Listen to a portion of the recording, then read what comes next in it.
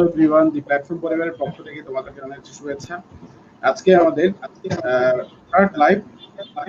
আমাদের আজকের লাইভের প্রতিপাদ্য বিষয় হচ্ছে the everything about medical preparation. তো আজকে আমি সাথে আছে, আমি হোস্ট হিসেবে আছে, আমার সাথে আমার বন্ধু হোস্ট হিসেবে আছে সনৎ কুমার দাস। তো আজকে আমাদের সাথে তিনজন মোটামুটি গেস্ট হিসেবে উপস্থিত আছে।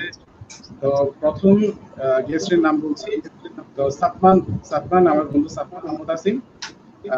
পরবর্তী গেস্টের নাম হচ্ছে রাহাবার ইদিন, এবং থার্ড গেস্ট কিছুক্ষণের মধ্যে উপস্থিত হয়ে যাবে সানাউল্লাহ সাকিব।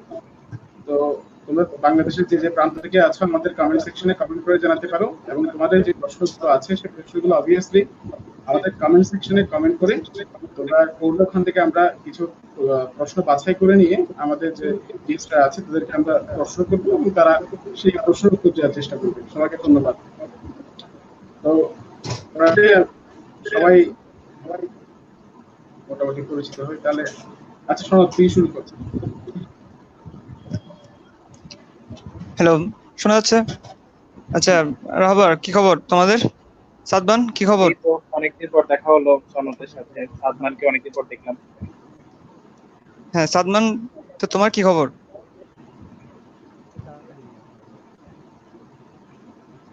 হ্যালো সাদমান, শুনতে পাচ্ছ?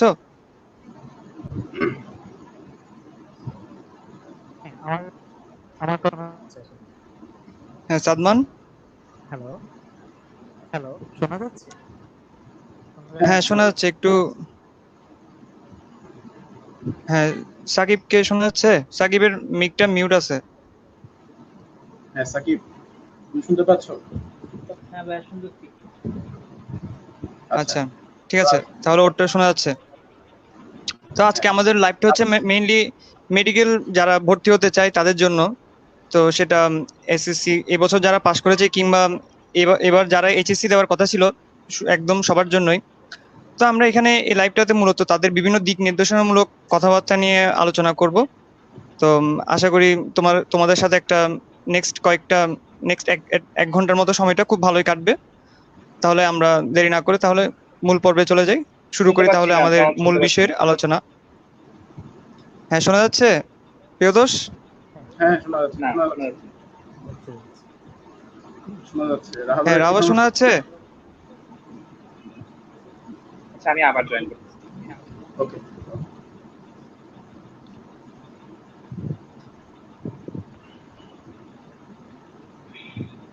তো যারা এই লাইভটি দেখছেন যে যেখানে বসে, তাদেরকে অনুরোধ করব এই লাইভটি তাদের নিজেদের টাইমলাইনে শেয়ার করার জন্য এবং বন্ধু বান্ধব যারা আছে তাদের কাছে পৌঁছে দেওয়ার জন্য। আপনাদের একটি লাইভ হয়তো, একটি শেয়ারও হয়তো একজন ছাত্রের জন্য বা একজন ছাত্রীর জন্য অনেক গুরুত্বপূর্ণ ভূমিকা বহন করতে পারে। তাই সবাইকে অনুরোধ করছি লাইভটি শেয়ার করার জন্য নিজেদের টাইমলাইনে।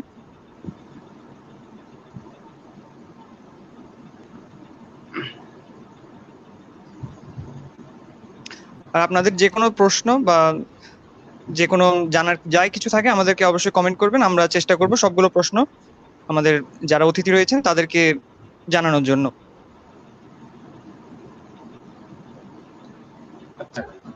আমাদের আজকে এই ইভেন্টটি মিডিয়া পার্টনার হিসেবে সংযুক্ত হয়েছে সুখবর পত্রিকা। আমাদের প্রিভিয়াস যে দুটো লাইভ ছিল সে দুটো লাইভেরও মিডিয়া পার্টনার ছিল সুখবর পত্রিকা। সুতরাং এই সুখবর পত্রিকার প্রতি আমাদের অশেষ কৃতজ্ঞতা রয়েছে, এবং আমি অশেষ কৃতজ্ঞতা জানাই, ধন্যবাদ জানাই সুখবর পত্রিকা আমাদের এই মহৎ কার্যক্রমে সহায়তা করার জন্য। সবাইকে ধন্যবাদ। আচ্ছা, আমি রাহাবার কি সমস্যাটা?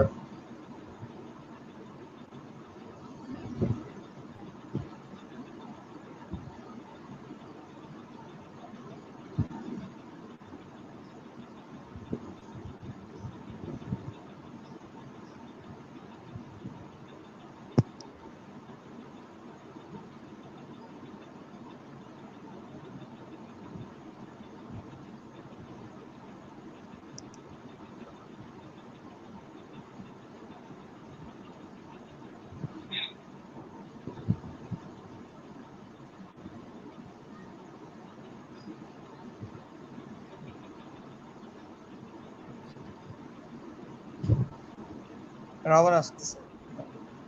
রাহাবার শোনা যাচ্ছে? হ্যাঁ হ্যাঁ, শোনা যাচ্ছে। আচ্ছা, তাহলে আমি আচ্ছা। প্রশ্নটা শুরু করি।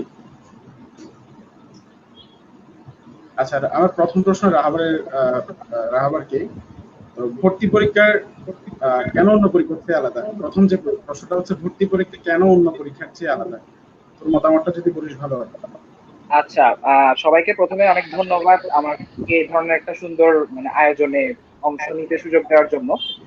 এর পাশাপাশি আমি দি প্ল্যাটফর্ম পরিবারকে ধন্যবাদ জানাবো এই করোনাকালীন সময়ে মানে এত প্রতিকূলতার মধ্যে অনলাইনে শিক্ষার্থীদের জন্য শিক্ষা সহায়ক বিভিন্ন সুন্দর কিছু ক্লাসের আয়োজন করার জন্য এবং কিছু দিক নির্দেশনামূলক ভিডিওর আয়োজন করার জন্য। এখানে আমরা যারা আছে সবাই আসলে আমার বন্ধু মানুষ, এবং আসলে অনেকদিন পর সবার সাথে দেখা হচ্ছে কিন্তু খুবই আনন্দিত। আজকের টপিকটা একটু গম্ভীর টপিক, কিন্তু চেষ্টা করবো সহজভাবে বলার জন্য। মেডিকেল পরীক্ষা কেন অন্য পরীক্ষা চাইতে আলাদা? এটার জন্য কেউ যদি আমাকে জিজ্ঞেস করে তাহলে আমি এটাই বলবো, আমরা যখন পাবলিক পরীক্ষা দিই, এসএসসি, এইচএসসি বা জেএসসি, পিএসসি, সেখানে 100 জন পরীক্ষার্থী যদি ভালো পরীক্ষা দেয় 100 জনই এ প্লাস পাওয়ার সুযোগটা থাকে। কিন্তু মেডিকেল পরীক্ষায় 100 জন ভালো পরীক্ষা দিলেও দেখা যাবে হয়তো 100 জনের জন্য সিট আছে হয়তো 10টা। তার মানে বাকি 90 জনকে এখানে স্যাক্রিফাইস করতে হচ্ছে। তার মানে হলো এখানে শুধুমাত্র যে ভালো পরীক্ষা দিলেই ভালো রেজাল্ট আসতেছে তা নয়, বরং এর পাশাপাশি হচ্ছে এখানে কিছুটা ভাগ্যের পরীক্ষা, একই সাথে কিছুটা অন্যদের চাইতে সামান্য দশমিক বা ভগ্নাংশ পরিমাণে এগিয়ে থাকার পরীক্ষা।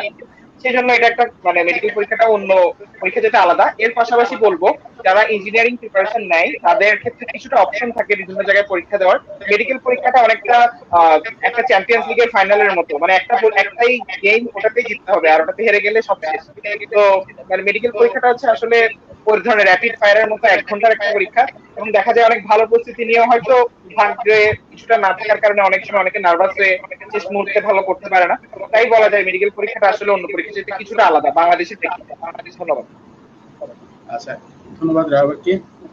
আমার বন্ধু সাদমানকে আমি এই ব্যাপারে কিছু মতামত বলার জন্য অনুরোধ করছি। কেন পরীক্ষা আলাদা? আচ্ছা, প্রথমে হ্যাঁ, হ্যাঁ, তোর মতামতটা বল। আচ্ছা আচ্ছা, প্রথমে দি প্ল্যাটফর্মের এই মহৎ উদ্যোগের আমি প্রশংসা করি। খুব সুন্দর একটা উদ্যোগ যে এই করোনা টাইমে এরকম সবার জন্য কিছু একটা ব্যবস্থা। আচ্ছা, প্রথমত এই রাহাতের মোটামুটি সেই পয়েন্টটি বলে দিচ্ছে যে কেন মেডিকেলে পরীক্ষাটা ডিফারেন্ট। আমার যে জিনিসটা মনে হয় এটাই, যে 80,000 জন পরীক্ষা করি, এর মধ্যে 40,000 জন হয়তো বা মজা করতে পরীক্ষা দেয়, হয়তো বা ওদের অন্য ব্যাকআপ আছে বা অন্য কিছু একটা আছে, কিন্তু 40,000 জন কিন্তু থাকে যারা হ্যাঁ আমরা এখানেই পড়বো, কিন্তু 40,000 জনের জন্য সিট করা 3,500। এজন্য দেখাতে হচ্ছে কি এটা শুধুমাত্র যে আমরা বলতে পারবো যে আমরা খুব ভালো মতো করছি এজন্যই চান্স পেয়ে যাবো, এটা কিন্তু না। বা আমি খুব ভালো মতো পারি এজন্য আমি হয়তো বা ঢাকা মেডিকেলে পাবো, এরকম কিছু না। এটা অনেক ক্ষেত্রে দেখা যায় লাকের বিষয় থাকে। তবে ওই 1 ঘন্টায় আমার মাথাটা কি পরিমাণ ক্লিক করছে, ওই ম্যাটার গুলো থাকে। তাই এটা সম্পূর্ণ অন্য আরেকটা পরীক্ষা, যেমন এইচএসসি পরীক্ষা গোল্ডেন পাইলাম সবাই একসাথে গোল্ডেন পাইলাম, ওরকম না আর কি। সম্পূর্ণ ডিফারেন্ট একটা পরীক্ষা। এক্সট্রা প্রেশারও থাকে, ক্যারিয়ারের প্রেশার, অনেক প্রেশার, পাশের বাসার আন্টি কি বলবে ওটার প্রেশার, টোটাল প্রেশারটা মিলে আলটিমেটলি একটা বিশাল সমস্যা হয় আর কি। এই প্রেশার গুলো যে কাটায় উঠতে পারে তারাই মোটামুটি ভালো। এটার জন্যই অন্য পরীক্ষা থেকে এই পেপার দিচ্ছি। ধন্যবাদ। আচ্ছা, সাদমানকে ধন্যবাদ। সাদমান আহ, আমাদের দি প্ল্যাটফর্ম পেজের প্রাইভেসি ইনস্ট্রাক্টর, তো সেদিক থেকে সাদমানকে আমি ধন্যবাদ জানাচ্ছি। আচ্ছা, ওকে, এখন আমি সাকিবের কাছে যাচ্ছি। সাকিব এর আগেও আমাদের পেজে একটি নির্দেশনামূলক ভিডিও দিয়েছিল মেডিকেল প্রিপারেশন নিয়ে। তো আমার সেকেন্ড কোয়েশ্চেনটা সাকিবকে করছি। তো বলা আছে মেডিকেল ভর্তি পরীক্ষার জন্য যোগ্যতা কি? সাকিব, শোনা যাচ্ছে? মেডিকেল ভর্তি পরীক্ষার জন্য মেডিকেল ভর্তি পরীক্ষার জন্য যোগ্যতা কি? শোনা যাচ্ছে? মেডিকেল ভর্তি পরীক্ষার জন্য যোগ্যতা কি? আচ্ছা, যোগ্যতা কি? ধন্যবাদ প্রথমে দি প্ল্যাটফর্ম পরিবারকে এবং হচ্ছে সনদদা, প্রিয়তলদা সবাইকে। তো হচ্ছে যোগ্যতা বলতে ধন্যবাদ তোমাকেও। যা লাগবে, যোগ্যতা বলতে যা তা হচ্ছে প্রথমে হচ্ছে আমাদের মতো যারা আম জনতা তাদের জন্য হচ্ছে 9 পয়েন্ট লাগবে জিপিএ, এসএসসি আর এসএসসি মিলাই। কিন্তু যারা হচ্ছে পার্বত্য অঞ্চলের অধিবাসী কিংবা উপজাতি তাদের জন্য হচ্ছে এসএসসি আর এসএসসি দুটাই মিলে হচ্ছে জিপিএ 8 থাকলেও চলবে। আর হচ্ছে জীববিজ্ঞান বিষয়ে কমপক্ষে হচ্ছে 3.5 জিপিএ থাকতে হবে। এটাই হচ্ছে প্রাথমিক যোগ্যতা।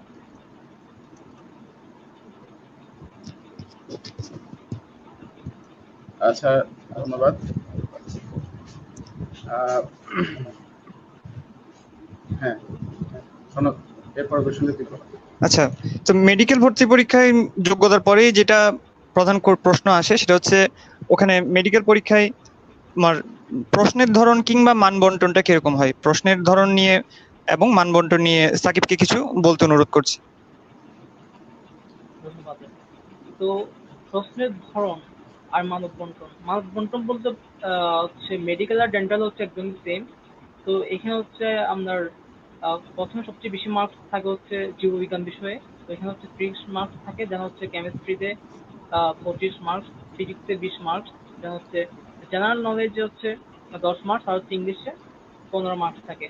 কিন্তু আর্মড ফোর্সেস মেডিকেল কলেজ কিংবা হচ্ছে আর্মি মেডিকেল কলেজের ক্ষেত্রে ব্যাপারটা হচ্ছে ফিজিক্স, কেমিস্ট্রি, বায়োলজি 3 সাবজেক্ট থেকে 30 করে মোট 90 নম্বরের প্রশ্ন হয়। তারপর হচ্ছে জেনারেল নলেজ থেকে 5 এবং হচ্ছে ইংলিশ থেকে 5 নম্বর থাকে। আর প্রশ্নের ধরন বলতে হচ্ছে 100টা এমসিকিউ থাকবে, যেমন হচ্ছে সবগুলো হচ্ছে 100 এমসিকিউ সবগুলাই অনুধাবন কিংবা জ্ঞানমূলক হবে, অর্থাৎ অভিন্ন তথ্যভিত্তিক কিংবা হচ্ছে বহুপদী সমাপ্তি সূচক যেগুলো আমরা ছোটবেলায় করে আসছি, এসএসসিতে করি, এসএসসিতে করি, এসব আসবে না। এটাই বেশ। ধন্যবাদ। ধন্যবাদ তোমাকেও। এরপর আমি সাদমানকে একটা প্রশ্ন করব, সেটা হচ্ছে এইচএসসির প্রস্তুতি এবং মেডিকেল ভর্তি প্রস্তুতির মধ্যে কতটুকু সাদৃশ্য বা বৈসাদৃশ্য দেখা যায়? অথবা আমি যদি প্রশ্নটাকে বলি যে এইচএসসি পড়াকালীন একজন ছাত্র বা ছাত্রী মেডিকেল প্রস্তুতির কতটুকু বা কত পার্সেন্টকে কভার করতে পারবে সর্বোচ্চ, বা তোমার অভিজ্ঞতার ভিত্তিতে তুমি যদি কিছু বলো। সাদমানকে প্রশ্ন করছি। আচ্ছা, এইচএসসি পরীক্ষার জন্য কেউ যদি খুব ভালো মতো পড়ে তাহলে অনেকাংশ কভার হয়। এর বাইরেও কিছু জিনিস থাকে, যেমন আমি একটু সাবজেক্ট ওয়াইজ বলি। বায়োলজির জন্য এইচএসসির জন্য যারা একদম ডিপে পড়ছে, এর বাইরে কিছু অংশ থাকে যেগুলো দাঁড়ানো লাগে। এর বাইরে খুব মোটামুটি 20 নম্বরের মতো এইচএসসি হয়, বাকি 10 নম্বরের জন্য ফাইট করা লাগে 30-এর মধ্যে। আচ্ছা, এরপর আমরা ইংলিশের কথা ধরি। ইংলিশ যদি কেউ জীবনে পড়াশোনা করে নাই, সে নামছে, সেও দেখা যাবে 8 থেকে 10 পার্ট এর জন্য মূলত যুদ্ধটা করা লাগে। নেক্সট 5-এই আসলে ডিফারেন্সটা হয়। 15-এর মধ্যে 10 সবাই পারে, যারা মোটামুটিও পারে, বাকি 5টা নিয়ে আসলে ঝামেলাটা হয়। ফিজিক্স, মেডিকেলের ফিজিক্সের জন্য আলাদা কোনো ফোকাস দেওয়া লাগে না আমার যেটা মনে হয়। বাট মেডিকেলের ফিজিক্সের যে কিছু কিছু অংশ থাকে যেগুলো আমরা এইচএসসির জন্য পড়ি না, যেগুলো ওরকম ভাবে আমাদের ভিতরে ডিপে যাওয়া হয় না।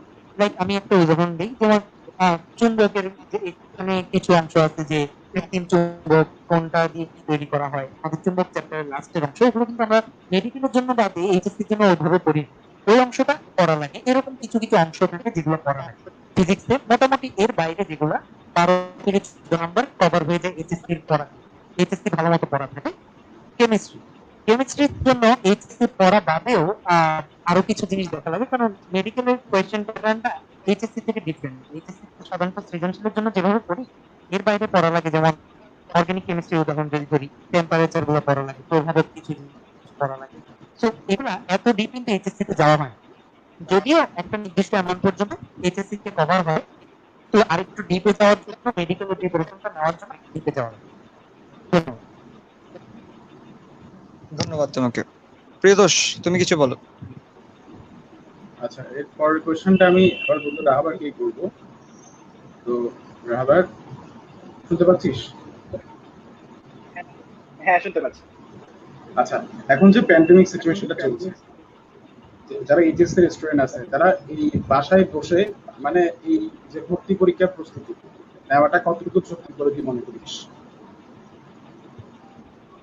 আচ্ছা, খুবই ইম্পর্টেন্ট একটা প্রশ্ন। প্রথমে আমি বলি, আমরা যখন এইচএসসি পরীক্ষা দিই তখন হচ্ছে সাধারণত এপ্রিল মাসে আমরা এইচএসসি পরীক্ষা দিই। এপ্রিল থেকে মে বা মে এর মাঝামাঝি এবং জুন থেকে আমরা ভর্তি পরীক্ষার প্রস্তুতি নেওয়া শুরু করি। কিন্তু এই বছরের চিত্রটা একটু আলাদা, এবং এই বছরটা আমাদের জন্য আসলে সবার জন্য দুঃখজনক, মেনে নিতে হবে, কিছু করার নাই। এক্ষেত্রে বলবো হলো, আহ, যদি এইচএসসি পরীক্ষার্থী কেউ থেকে থাকো যারা এই সেশনটা দেখছো, তারা চেষ্টা করবা নিজেদের এইচএসসি পরীক্ষার প্রস্তুতিটাকেই 70 থেকে 80% সময় দিতে, আর বাকি 20 থেকে 30% সময় তোমরা ভর্তি পরীক্ষার জন্য কিছুটা রাখতে পারো। কেন বলছি এটা, কারণ হলো তোমরা যারা এখন এইচএসসি পরীক্ষা দাও নাই, একটা কথা হচ্ছে এইচএসসি পরীক্ষা না হয়ে তো কখনো ভর্তি পরীক্ষা হবে না। মানে আমরা তো সেটা তো আশাই করতে পারি যে আগে এইচএসসি পরীক্ষা অবশ্যই আগে হবে, যখনই হোক। তাহলে অবশ্যই তোমার এইচএসসি পরীক্ষা আগে জিপিএ 5 পেতে হবে। এখন মেডিকেল অ্যাডমিশনের প্রস্তুতিটা হচ্ছে সম্পূর্ণ এইচএসসি থেকে কিছুটা আলাদা, কারণ এখানে অনেক বেশি অবজেক্টিভের মতো পড়তে হয় এবং খুব খুঁটিয়ে খুঁটিয়ে পড়তে হয়। এইচএসসি তে যেখানে বেশিরভাগ হচ্ছে একটু লিখিত নির্ভর, সৃজনশীল নির্ভর, সেক্ষেত্রে একটা স্টুডেন্ট যদি এইচএসসি পড়াটাকে একদম বাদ দিয়ে যদি অ্যাডমিশনের জন্যই পড়া শুরু করে, তাহলে হয়তো দেখা যাবে তার কিছু মেইন সাবজেক্ট যেমন ম্যাথ বা ফিজিক্স বা এই ধরনের সাবজেক্ট গুলোতে হয়তো প্রিপারেশনটা কিছুটা পিছিয়ে যাবে। তাই আমার পক্ষ থেকে পরামর্শ থাকবে এইচএসসি কে আগে ফোকাস করতে, কারণ এইচএসসি পরীক্ষা ভালো হলে অ্যাডমিশন টেস্টের জন্য মানে যে প্রয়োজনীয় জিপিএটা, প্রয়োজনীয় নাম্বারটা, সেটা ইজিলি অর্জন করা যাবে। তাই আমার মতে হচ্ছে বেশি সময় এখনো অ্যাডমিশন টেস্টের চাইতে এইচএসসি কে দেওয়া উচিত। এর বাইরে যদি কিছুটা সময় থাকে তাহলে অবশ্যই কেউ যদি মানে ওভাবে যদি সময় ম্যানেজ করতে পারে, তাহলে অবশ্যই অ্যাডমিশন টেস্টের জন্য কিছুটা সময় রাখতে পারে। আচ্ছা, ধন্যবাদ ড্রাইভারকে। সাকিব, তুমি তোমার মতামত বলো এ ব্যাপারে। সাকিব, শোনা যাচ্ছে?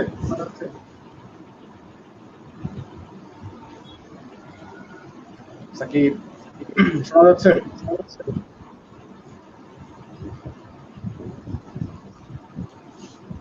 হ্যাঁ সাকিব, তুমি কি শুনতে পাচ্ছ? কি নিয়ে, এসএসসি নিয়ে?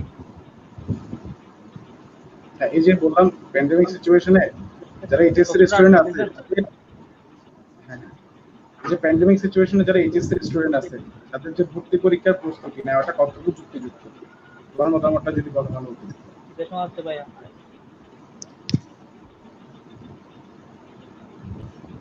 এই প্যান্ডেমিক সিচুয়েশনে যে তোমার মতামত অনুসারে তুমি বলো যে মানে এইচএসসি প্রস্তুতি এখন পাশাপাশি কতটুকু মানে ভর্তি প্রস্তুতি নেওয়াটাও জরুরি, তোমার মতামত যদি তুমি দাও। শুনতে পাচ্ছ কি সাকিব? জি ভাইয়া, ধন্যবাদ।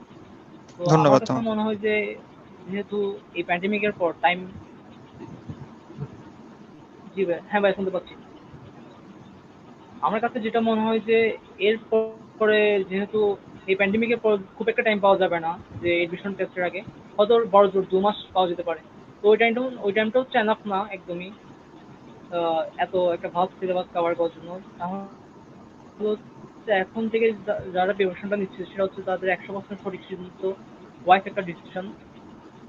মানে পাশাপাশি যাতে একদম এসএসসির তাও যাতে একটু টাচ রাখা যায়, যাতে টাচ রাখা হয়, তারা যাতে একটু মাঝে মাঝে এসএসসিটাও একটু দেখে, অর্থাৎ প্রতিদিন হাফ টাইম যাতে তারা এসএসসি দেয়, এটা আমার কাছে মনে হয় গুরুত্বপূর্ণ।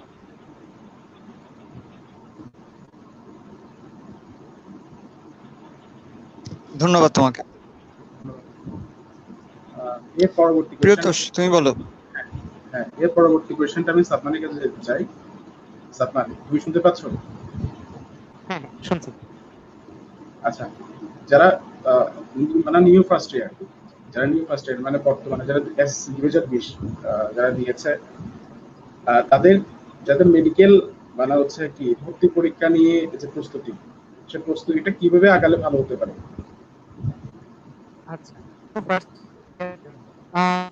নিউ ফার্স্ট ইয়ারদের জন্য একটাই সাজেশন, এটা হচ্ছে এই এখন যে বায়োলজি বইটা আছে এগুলো যেন বেসিক থেকে পড়ে, একদম ইন ডিটেইলস যেন পড়ে। আর অনেকে এই কাজ করে যে আমিও যেমন এই কাজ জয়করির বই উপরে লেখা থাকে 100% নিশ্চয়তা, ফুল মার্কস পাওয়া, তারপর বিভিন্ন মিডিয়া ডাইজেস্ট ইমেজ কালেক্ট করে দেন হচ্ছে কি ফলো করা শুরু করে। এটা দরকার নেই, কারণ এখনো বেসলাইন বেসিকটাই নেই। আমার বেসলাইন বেসিক সাধারণত 11 থাকে না, সে 11-12 থাকে না। তো এটা নিয়ে এগুলো নিয়ে যুদ্ধ না করে যেখানে একটা বই, আকাঙ্ক্ষারের বই আর জুলজির জন্য কাজী আজমলের বই, যেটা এই দুইটা বই যদি প্রথমেই কেউ ফলো করে একদম বেসিক থেকে পড়ে, এটা মধ্যে না এখন তার দিকে ছোটাছুটি করা যায়। পরবর্তীতে এডমিশন টাইমের আগে দেখা যাবে অনেক আগায় আসবে ওরা, শুধুমাত্র বেসিকটা কমপ্লিট করে পড়ার জন্য। এটা করলে ভালো। আর কেমিস্ট্রি ফিজিক্সের জন্য সেম সাজেশন। কেমিস্ট্রির ক্ষেত্রে যেখানে যেসব জিনিস ফোকাস দিতে পারে যে মেডিকেলের জন্য সাধারণত ম্যাথ লাগে না, তাও কেমিস্ট্রির জন্য এই কাজ করে সন্ধ্যে তোমার সার্টিফিকেট করতে পারে বেসিক ক্লিয়ার করার জন্য। এই বেসিক এখন মূল যে পয়েন্টটাতে তাকাতে হবে বেসিক ক্লিয়ার করা, বাকি সব কিছু মানে বেসিক ক্লিয়ার থাকলে দেন বাকি সব ইজি ইনশাআল্লাহ। আচ্ছা, ধন্যবাদ। আচ্ছা, এর পরবর্তী কোশ্চেন, একই কোশ্চেন, রাহাত কি বল, কিছু বল। আচ্ছা, প্রশ্নটা যদি আরেকবার একটু করা হতো। আচ্ছা, যারা নিউ ফার্স্ট ইয়ারে আছে, অনেকেই তো মানে হচ্ছে কি মেডিকেল ভর্তি পরীক্ষা দেওয়ার একটা ইচ্ছে থাকে, তারা কিভাবে প্রিপারেশন নিতে পারে বা কিভাবে আগাতে পারে? আচ্ছা, এবছর যারা নতুন ফার্স্ট ইয়ারে উঠেছে, দুঃখজনক ভাবে তাদের এখনো কলেজ শুরু হয় নাই। এটার জন্য আসলে তারা কিছুটা দুর্ভাগা বলা যায়। কলেজে ওঠার পর থেকে প্রথম কথা, যদি কেউ অ্যাডমিশন টেস্টে ফোকাস করে থাকে, আমি যেটা বলবো সেটা হলো লক্ষ্য রাখা অবশ্যই ভালো, যে একটা ছাত্র অবশ্যই সে ডাক্তার হওয়ার স্বপ্ন দেখবে বা ইঞ্জিনিয়ার হওয়ার স্বপ্ন দেখবে বা ঢাকা ভার্সিটিতে পড়ার স্বপ্ন দেখবে, বিভিন্ন সাবজেক্টে পড়ার স্বপ্ন দেখবে। স্বপ্নটা থাকা ভালো, কিন্তু স্বপ্নের পথে দৌড়াতে গিয়ে যেন ইন্টারের একদম বেসিক লেভেল, যেটা সাদমান বললো, বেসিক লেভেলের পড়াশোনাটা থেকে যাতে দূরে সরে না যায়। কারণ দেখা যায় আমরা স্কুল পর্যন্ত আমরা একটা নির্দিষ্ট টেক্সট বই পড়ি, ইন্টারে উঠে দেখা যায় অনেকগুলো টেক্সট বই, ফিজিক্সের জন্য 3-4টা স্যারের বই, বায়োলজির জন্য 3-4টা, কেমিস্ট্রির জন্য 3-4টা। তো দেখা যায় কি এক্ষেত্রে স্টুডেন্টরা কিছুটা কনফিউজ হয়ে যায় যে আমি কি ওই স্যারের বই কিনবো, ওই স্যারের বই কিনবো। এক্ষেত্রে আমার একটাই পরামর্শ হলো, যে কোনো একটা বইকে বেসিক ধরে যদি পুরোটা পড়া যায় এইচএসসি সময়, তাহলে ওই বেসিকের সাথে জাস্ট 10%-20% অন্য বইয়ের ইনফরমেশন অ্যাডমিশন টেস্টের সময় অটোমেটিক মাথায় যোগ হবে। তো সে কারণে আমার কাছে মনে হয় অবশ্যই অ্যাডমিশন টেস্টে মেডিকেলের জন্য যদি কারো স্বপ্ন থাকে ইন্টারের শুরু থেকে, অবশ্যই সেটা স্বপ্নটা রাখা ভালো। তবে অবশ্যই এই 2 বছরের বেসিকটা ক্লিয়ার করা দরকার, কারণ এই 2 বছরের বেসিকটা যার বেশি স্ট্রং থাকে তার হয়তো ভর্তি পরীক্ষার সময় কষ্টটা কিছুটা কম হয়। এই জন্য ধন্যবাদ। ধন্যবাদ। এর পরবর্তী কোশ্চেন, সনদ তুই বল। আচ্ছা, তো মেডিকেল ভর্তি পরীক্ষায় যেখান থেকে কোয়েশ্চেন আসে তার মধ্যে একটা সবচেয়ে ছাত্রছাত্রীদের একটা জানার থাকে, সেটা হচ্ছে সাধারণ জ্ঞান এবং ইংলিশ। তো এইটার সময় আসলে এটা এইচএসসির সময় খুব একটা নজর দেওয়া হয় না, তাই ভর্তি প্রস্তুতির সময় সবার এই বিষয়ে নজর দেওয়া হয়। তাই আমি জানতে চাইবো সাদমানের কাছে, মানে সাধারণ জ্ঞান এবং ইংলিশের জন্য কিভাবে বা কোন বই থেকে বা কোনো নোট বা কোনো বই ফলো করলে সবচেয়ে বেটার হয়, যেগুলো যেখান থেকে মানে প্রশ্ন কমন আসার সম্ভাবনা বেশি থাকে মেডিকেলে। সাদমান। আচ্ছা, সাধারণ জ্ঞান হচ্ছে একটা অনেক ভয়ঙ্কর বিষয়। কারণ ভয়ঙ্কর বলছি এই কারণে যে 10টা কোয়েশ্চেন থাকে, এবং যে সাধারণ জ্ঞানের উপর পিএইচডি করে ফেলছে, সাধারণ জ্ঞানের উপর পিএইচডি হলো 10টা পারবে, এটা কোনো শিওর কোন একটা মোটামুটি শিওর যে 10-এ 10 কেউ পাবে। এখন আমাদের ফোকাস করতে হবে যে কত তোলা যায় ইজিলি, কত না তোলা। এখন কতগুলো টপিক আছে, যেমন সেক্টর, তারপর মুক্তিযুদ্ধ, তারপর নদী নালা, তারপর উপজাতি জাতির নাম, তারপর পূর্ব নাম, ভাস্কর্য, তারপর বিভিন্ন ইনস্টিটিউশন, বিআরআরআই কোথায়, ইনস্টিটিউশন। এই টপিক গুলো থেকে বলা যায় না প্রতিবারই কম মানে এর বাইরে আরেকটা কাজ করা যায়, যে বিসিএস এর প্রশ্নগুলা আগের বছরের গুলা, তারপর ডিউটা খুব বেশি আরো যদি করতে ইচ্ছে করে ডিউ আগের বছরের প্রশ্নগুলো, ডিউ ইউনিটটা ওটার আগের বছরের কোয়েশ্চেন গুলা ওটা দেখা লাগবে। আর মেডিকেলের আগের বছরগুলো একটু দেখতে পারবে, দেখা যাবে যে একটা প্যাটার্ন ধরে ফেলতে পারবে যে 5টা থেকে 6টা প্রতি বছর same common type of question same অংশগুলো থেকে আসবে। তাহলে ওগুলো যদি পারা যায় তাহলে একটা অংশ আগায়। আরেকটা জিনিসে খেয়াল রাখতে হবে যে সাম্প্রতিক গুলা নোট করা শুরু করতে হবে। এখন থেকে নোট করা শুরু রাখতে প্রায় এই বছরের কথা যদি বলি, আমাদের শুরুর কথা যদি বলি, আব্দুল জব্বার স্যার মারা গেছিল, ওনার ওনার গান দিয়ে আমরা বারে প্রশ্ন আসে, সালাম সালাম হাদিস সালাম গানটা গান। তো এবার আমরা দেখি বিখ্যাত কে মারা গেল, টিআর দত্ত মারা গেল, মৃণাল মারা গেল, তাদের কাজগুলো যদি আমরা ফোকাস রাখবো একটা পয়েন্ট চলে আসবে। আর আমাদের প্ল্যাটফর্মে মোস্ট প্রবাবলি ফিচার করতেছে জিকে এর উপর, ওগুলা দেখলে মোটামুটি একটা বেসিক আমরা ধরে রাখি যে জিকে মুখস্থ করা লাগে, জিকে সবগুলো একদম থরথর করে মুখস্থ করা যায়। জিকেও কিন্তু বুঝে পড়া যায়, নদী নালা সেক্টর এগুলো কিন্তু সব বুঝে পড়ার বিষয়। প্ল্যাটফর্ম থেকে মোস্ট প্রবাবলি ফিচার করা হচ্ছে, থেকে এগুলো দেখলে মোটামুটি হয়ে যাবে। আর যে কোনো বই ফলো করা যায়, এমপিএসসি ফলো করা যায়, রেটিনা ডায়ালিস ফলো করা যায়, যে কোনো বই, তাহলে টপিকগুলো ইম্পর্টেন্ট। ধন্যবাদ তোমাকে। আচ্ছা, এই বিষয়ে কি আর কারো কিছু বলার আছে, সাকিব বা রাহবার? আমি কিছু বলতে পারি? ওকে, obviously আচ্ছা, জিকে এর ক্ষেত্রে আমার খুব মানে নিজের, এটা আমি জানি না এটা সবার ধারণা একই হবে কিনা, আমার ক্ষেত্রে ব্যক্তিগত ধারণা হলো জিকে হচ্ছে 10 নাম্বার, বাকি 90 নাম্বার হচ্ছে আমার হাতে। আমি যদি 90 নাম্বারে ভালো করতে না পারি, জিকে তে 10 না পারি, কখনো মেডিকেলে টিকবো না। সুতরাং যারা ভিডিওটা দেখছো বা লাইভটা দেখবা পরে, তাদের ক্ষেত্রে একটাই পরামর্শ হচ্ছে নিজের বায়োলজির বেসিক, কেমিস্ট্রির বেসিক খুব শক্ত করো, কারণ বায়োলজি এবং কেমিস্ট্রি মিলিয়ে 30 এবং 25 মিলিয়ে 55 নাম্বার।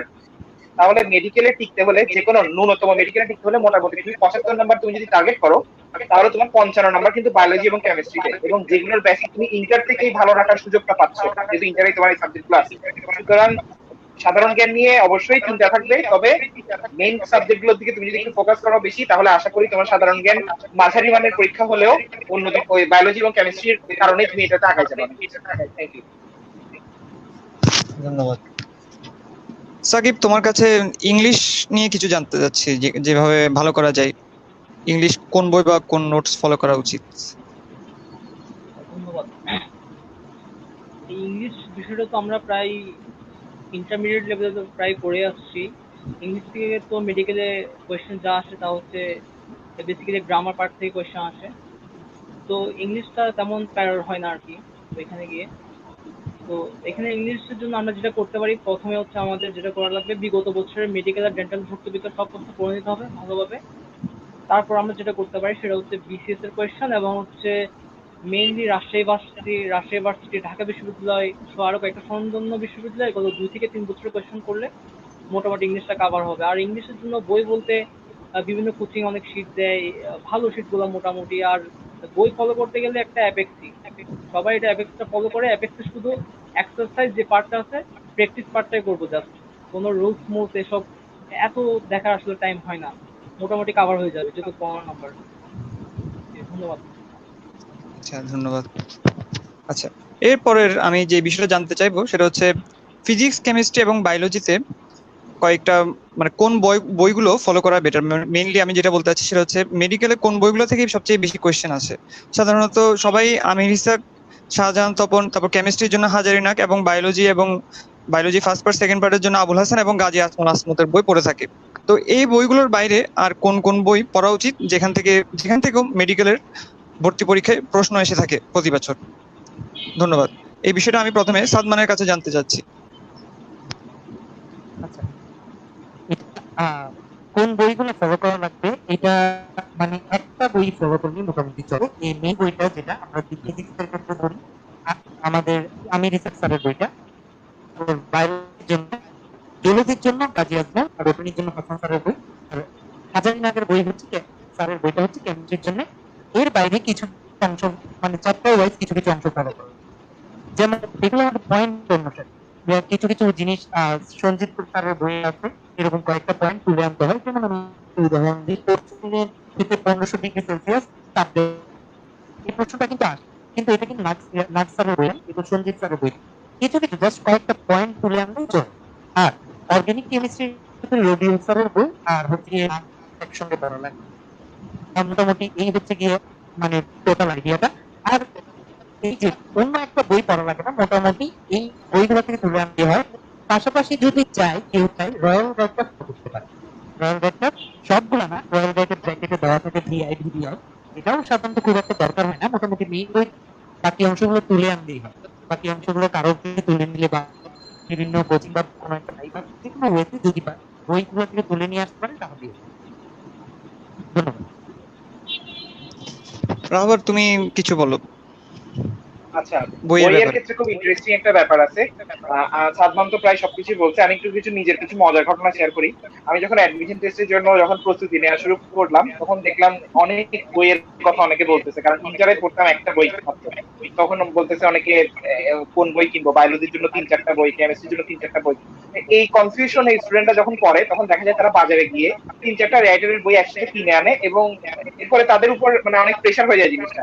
তাই আমার কাছে এখনো যেটা মনে হয় সেটা হলো, যারা ইন্টারে যে বইটা পড়ে সেই বইটারই নতুন ভার্সন, এখানে খুব ইম্পর্টেন্ট কথা হচ্ছে নতুন ভার্সন। কারণ যেমন আমরা যখন কলেজে প্রথম উঠলাম ইন্টার ফার্স্ট ইয়ারে 2015 সালে, আমরা ভর্তি পরীক্ষা দিলাম 2017 সালে, তাহলে 2017 সালে যে নতুন ভার্সনের বইটা বের হয়েছে সেটাই হচ্ছে আমাদের ভর্তি পরীক্ষার জন্য পড়াটা ভালো, কারণ জেনারেলি প্রশ্নগুলো আপডেটেড বই থেকেই সাধারণত পড়ে থাকে বলে আমরা মনে করি।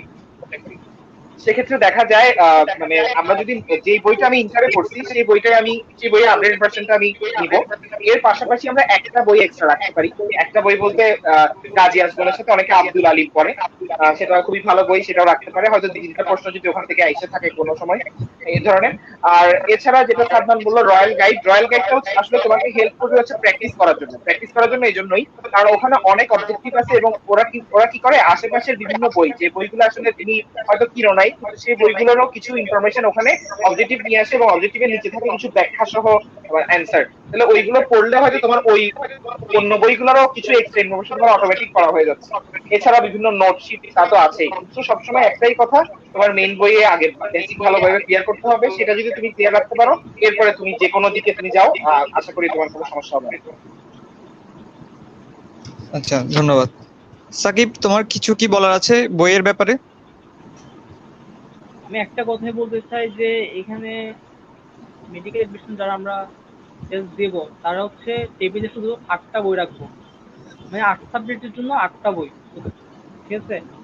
অর্থাৎ মেন বই থাকবে কেমিস্ট্রি 2টা, ফিজিক্স 2টা, বায়োলজি 2টা, এক রাইটার সবগুলা।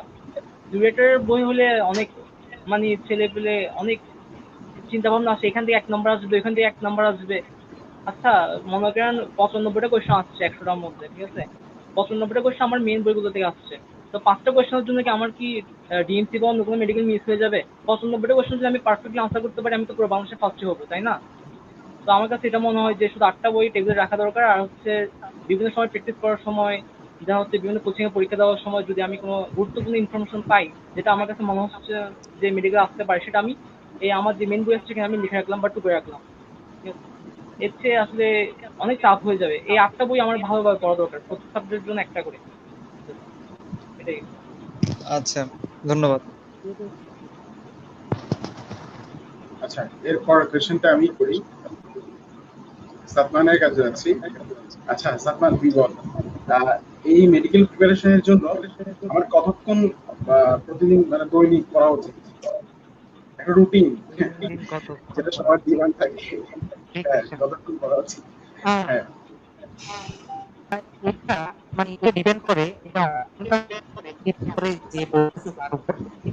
আর পাওয়া যাবে না, দেখা যাও যে শুরুতে করতাম চান্স করে পেয়ে গেছি এই টাইপের কথাবার্তা করার সুযোগ নেই। দেখা যায় যারা চান্স পাইছে বেশিরভাগ সময় দেখা যায় 12+ আওয়ার পর, 12+আওয়ার আসলে এটা মানে দেখা যায় সারা রাত জেগে আছে বা এরকম, আসলে এরকম এফোর্ট দিতে হবে। এখন এর থেকে কিছু কম প্লাস মাইনাস হতে পারে, কিন্তু যে যত এফোর্ট দিবে তার রেজাল্টটা তত ভালো হবে। এই এতটুকু শিওর, কারণ সবাই এখানে পড়তেছে, কেউ না পড়ে বা আমার পড়া শেষ হয়ে যায় এই জন্য পড়া শেষ হলে নেক্সট নতুন পড়া পড়তে হবে, এভাবে লেগে থাকতে হবে। 12+আওয়ার পড়া না, বাট কেউ যদি এটা এভাবেও প্রেশার নেওয়া যাবে না যে আমি পড়তে পড়তে অসুস্থ হয়ে যাব, পরের 3 দিন নষ্ট হবে, এরকম করার দরকার নেই। ঘুমটা ঠিক রেখে বাকি টাইমটা ঘুম, খাওয়া, গোসল বা নর্মাল বাকি টাইমটা পড়ায় দেওয়াটাই ভালো। ধন্যবাদ। ওকে, ধন্যবাদ। আচ্ছা রাবার, তোমার এক্সপিরিয়েন্সটা শেয়ার করো। আচ্ছা, পড়াশোনার টাইম সম্পর্কে, তাই না? হ্যাঁ হ্যাঁ হ্যাঁ, রুটিন সম্পর্কে। আচ্ছা, আমি একটু বলি। সেটা হচ্ছে অনেকে মনে করে ভর্তি পরীক্ষার সময় রাত জেগে না পড়লে মনে হয় চান্স পাওয়া যাবে না। এই কথাটা আসলে প্রযোজ্য না। এখানে ব্যাপারটা হচ্ছে যে যে সময় পড়তে চাই, কেউ হয়তো সন্ধ্যার পর থেকে শুরু করে একদম সকাল পর্যন্ত পড়তে পছন্দ করে, আবার কেউ হয়তো খুব সকালে উঠে দেখা যায় বিকাল পর্যন্ত পড়ে। তো এক্ষেত্রে সাধারণত হচ্ছে যার যেটা ডেইলি রুটিন আছে সেভাবেই পড়া উচিত, শুধুমাত্র দেখা উচিত সে সঠিক পরিমাণে পড়তেছে কিনা। আর একটা ব্যাপার হচ্ছে এখানে সময়টা ইম্পর্টেন্ট না। সময়টা কেন ইম্পর্টেন্ট না? এখন কেউ যদি বলে আজকে আমি 16 ঘন্টা পড়ছি, আসলে ব্যাপারটা হচ্ছে আমি কি পড়ছি, খুব ইম্পর্টেন্ট কথাটা। কেন? কারণ হচ্ছে আমি এই একটা টাইমে আমরা কিন্তু কোনো ফাঁকিবাজি করার সময় নাই যে আমি বাসার সবাইকে দেখাচ্ছি যে ছেলেটা মনে হয় 10 ঘন্টা পড়তেছে, আসলে সেটা না। ব্যাপারটা হচ্ছে আমি কি নিজের প্রতি সৎ আছি কিনা। আমি যদি নিজের প্রতি অনেস্ট থাকি এবং নিজের প্রতি যদি আমার, কারণ হচ্ছে ভর্তি পরীক্ষাটা হচ্ছে পুরোপুরি আমার নিজের ক্যারিয়ারের একটা খুব ইম্পর্টেন্ট সময়। সেক্ষেত্রে আমি যদি নিজের প্রতি সৎ না থাকি তাহলে আমি শুধুমাত্র 16 ঘন্টা 17 ঘন্টা টেবিলে বসে থাকি, কিছু হবে না। তাই এক্ষেত্রে আমার মনে হয় যেটা দরকার, একজন ছেলে বা একজন স্টুডেন্ট যদি মনে করে তার 12 ঘন্টা পড়লে তার জন্য যথেষ্ট, তাহলে তার জন্য 12 ঘন্টাই হচ্ছে আদর্শ টাইম। এখন একজন যদি মনে করে তার 14 ঘন্টা পড়তে হবে, তাহলে সে তাকে আরো 14 ঘন্টা পড়াটা হচ্ছে তার জন্য আদর্শ টাইম। তো আমার কাছে মনে হয় এটা স্টুডেন্ট ভেদে আলাদা, কিন্তু যেটা বললাম, সে যেটাই পড়তেছে সে যাতে সৎভাবে পড়ে এবং সে যাতে আসলে মানে ডেডিকেশন দিয়ে পড়ে, এটাই হচ্ছে মেন কথা। আচ্ছা, ধন্যবাদ। সাকিব, তোমার এক্সপেরিয়েন্স শেয়ার করো। বলতে আমার কাছে যেটা মনে হয় যে আমাদের যে বেসিক প্রয়োজনগুলো আছে, যেমন খাওয়া দাওয়া, ঘুম, গোসল, এটা বাদ দিয়ে বাকি সময়টা তো পড়া উচিত। কারণ আমি চাচ্ছি আমি দেশের টপ মেডিকেলে চান্স পাবো, আমি টপ করবো দেশে, কিন্তু আমি পড়ার সময় আমি 1 ঘন্টা মিস দিব কেন 3 মাস আগে থেকে? অ্যাটলিস্ট লাস্টের 3 মাস বা 4 মাস আমার মনে হয় একদম একটা আওয়ারও যাতে লস না হয়, এভাবে পড়া উচিত। আচ্ছা, এর পরবর্তী কোয়েশ্চেনটা, ধন্যবাদ। আমি সাতমানের কাছে যাচ্ছি পরবর্তী কোয়েশ্চেনের জন্য। আচ্ছা, মেডিকেল প্রিপারেশন নিয়ে কি কোনো ইউনিভার্সিটিতে পরীক্ষা দেওয়া যায়, মানে অন্যান্য পাবলিক ইউনিভার্সিটিগুলোতে? আচ্ছা, মেডিকেল প্রিপারেশনের সাথে সাথে অবশ্যই বাকি অনেকের ইচ্ছা থাকে যে আমারও এরকম ইচ্ছা থাকে, ওইটাও দিব, টিউটারও দিব, সব জায়গায় দিব। তো মেডিকেল প্রিপারেশনের সাথে সাথে দেওয়া যায়, এটা খুব ভালো মতো দেওয়া যায়। কারণ হচ্ছে কি, মেডিকেলের সাথে আমার করবো, এটা কিন্তু একদম সেম লাইন, কিন্তু এখানে একটা প্যাটার্ন ধরতে হবে। প্যাটার্ন ধরাটা ইম্পর্টেন্ট। অবশ্যই দুইটা একসঙ্গে করা যাবে না, যে আমি ডিগ্রিটাও করতেছি এটাও করতেছি। একটা ফিক্স রাখবো, একটা ফিক্স রেখে আমি চেক করবো এটা দিয়ে আমাকে করতে করা যাবে। তাই আমরা যদি পিওর কোয়েশ্চেনটা চেক করি, কেউ যদি কোয়েশ্চেন পেপার নিয়ে সলভ করতে বলে, তখন না। ধরুন আমরা যখন বায়োলজি শেষ করে ফেলছি, কেউ যদি পিওর কোয়েশ্চেন পেপার হচ্ছে দেখবে সেই টাইপ অফ কোয়েশ্চেন রিপিট করতে আবার রিটার্ন যুক্ত হচ্ছে, আমাদের সময় তো ছিল, কিন্তু same type of question repeat হয়। তো কেউ যদি প্যাটার্নটা ধরে ফেলে, মোটামুটি বায়োলজি ওখানে কভার হয়ে যায়। নেক্সট হচ্ছে কেমিস্ট্রি আর ফিজিক্স। কেমিস্ট্রি আর ফিজিক্সের জন্য যেহেতু মূল প্রবলেমটা হচ্ছে টাইম। তো মেডিকেলের জন্য আমরা সাধারণত ম্যাথ পোর্শনটাকে বাদই দিই, ম্যাথ আমরা করবো না। কিন্তু এইটা খুব ভয়ঙ্কর একটা অ্যাটিটিউড, কারণ মেডিকেল যদি পিছলে যায়, ছুটে যায়, এরপরে হচ্ছে কি সমস্যা শুরু হয়। কারণ কি, আমরা ম্যাথ করি, কিন্তু এই জিরোর জন্য যে কাজটা করা যায়, এটার জন্য যদি আমরা সাথে সাথে ডিওর ইয়াটা রাখতে চাই, তখন করা যায় হচ্ছে কি, ডিওর কোয়েশ্চেন ব্যাংকটা নিয়ে আমরা যদি চেক করি, প্রতিবার 7 থেকে 8টা প্রশ্নে মানে একটা প্যাটার্ন ফলো করে এই কোয়েশ্চেন গুলো আসবে, একটা না একটা গ্রুপে আসবে।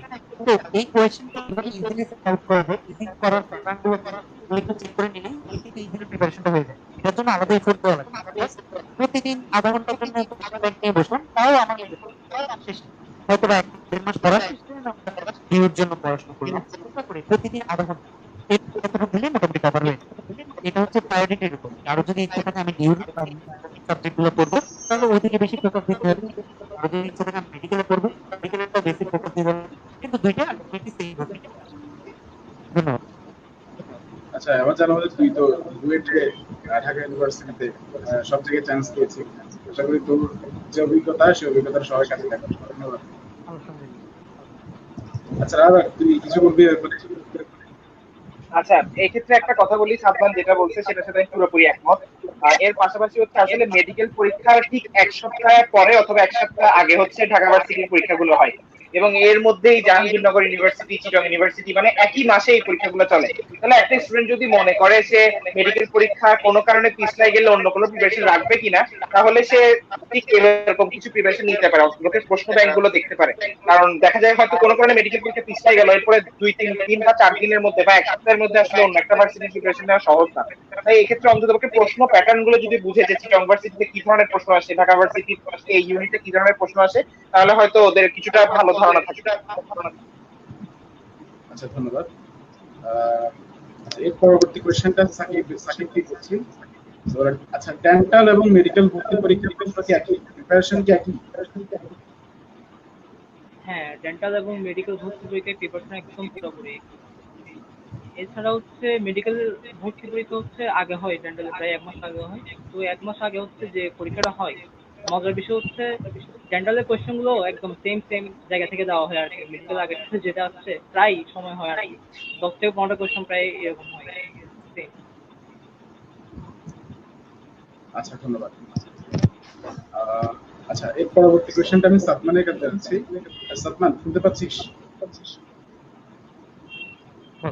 আচ্ছা, ধর মেডিকেল ভর্তি পরীক্ষা দিতে গেলাম আমি, ওখানে তো অনেকগুলো সাবজেক্ট থেকে মোটামুটি কোয়েশ্চেন হচ্ছে। আমি ধর 50টা মানে কোয়েশ্চেন আনসার করলাম অন্যান্য সাবজেক্ট থেকে, যেমন ধর বায়োলজি থেকে, ফিজিক্স থেকে, কেমিস্ট্রি থেকে। এখন জিকে থেকে আমি একটাও আনসার করি না, এখন কি হতে পারে? না না না, কোনো একটা পার্ট সম্পূর্ণ বাদ দেওয়া যাবে না, কোনো একটা পার্ট সম্পূর্ণ বাদ দেওয়া যাবে না।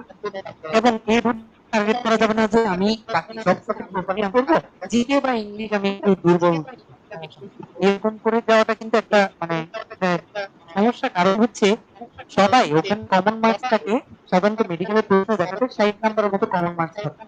ওই 60 নাম্বার যারা একদম 60-60 পাবে, যতই পড়ুক দেখা যায় হচ্ছে কি কমন থাকলো ছুটে যায়, দুই একটা ছুটে যেতে পারে। তো ওখানে যারা 55-57 পাবে তারপর কনফিউজিং জিনিসগুলো আসে, 40টা কঠিন আসে। তো এই 60টা করার পরে জিকেতেও তো এরকম কমন থাকতে পারে 5-6টা। ও যদি ওই 6টায় পিছিয়ে যায়, ও কিন্তু কমন গুলো থেকে পিছিয়ে যায়। লাইক কমন গুলো 60টাই ধরুন, কেউ একজন 57 পাবে, কিন্তু ওর জিকে একটাও 6টার কমন একটাও পড়ে না। তাহলে ওর এখানে নাম্বার হয়ে গেল 52, এখানেই ও পিছিয়ে গেছে 6 নাম্বার।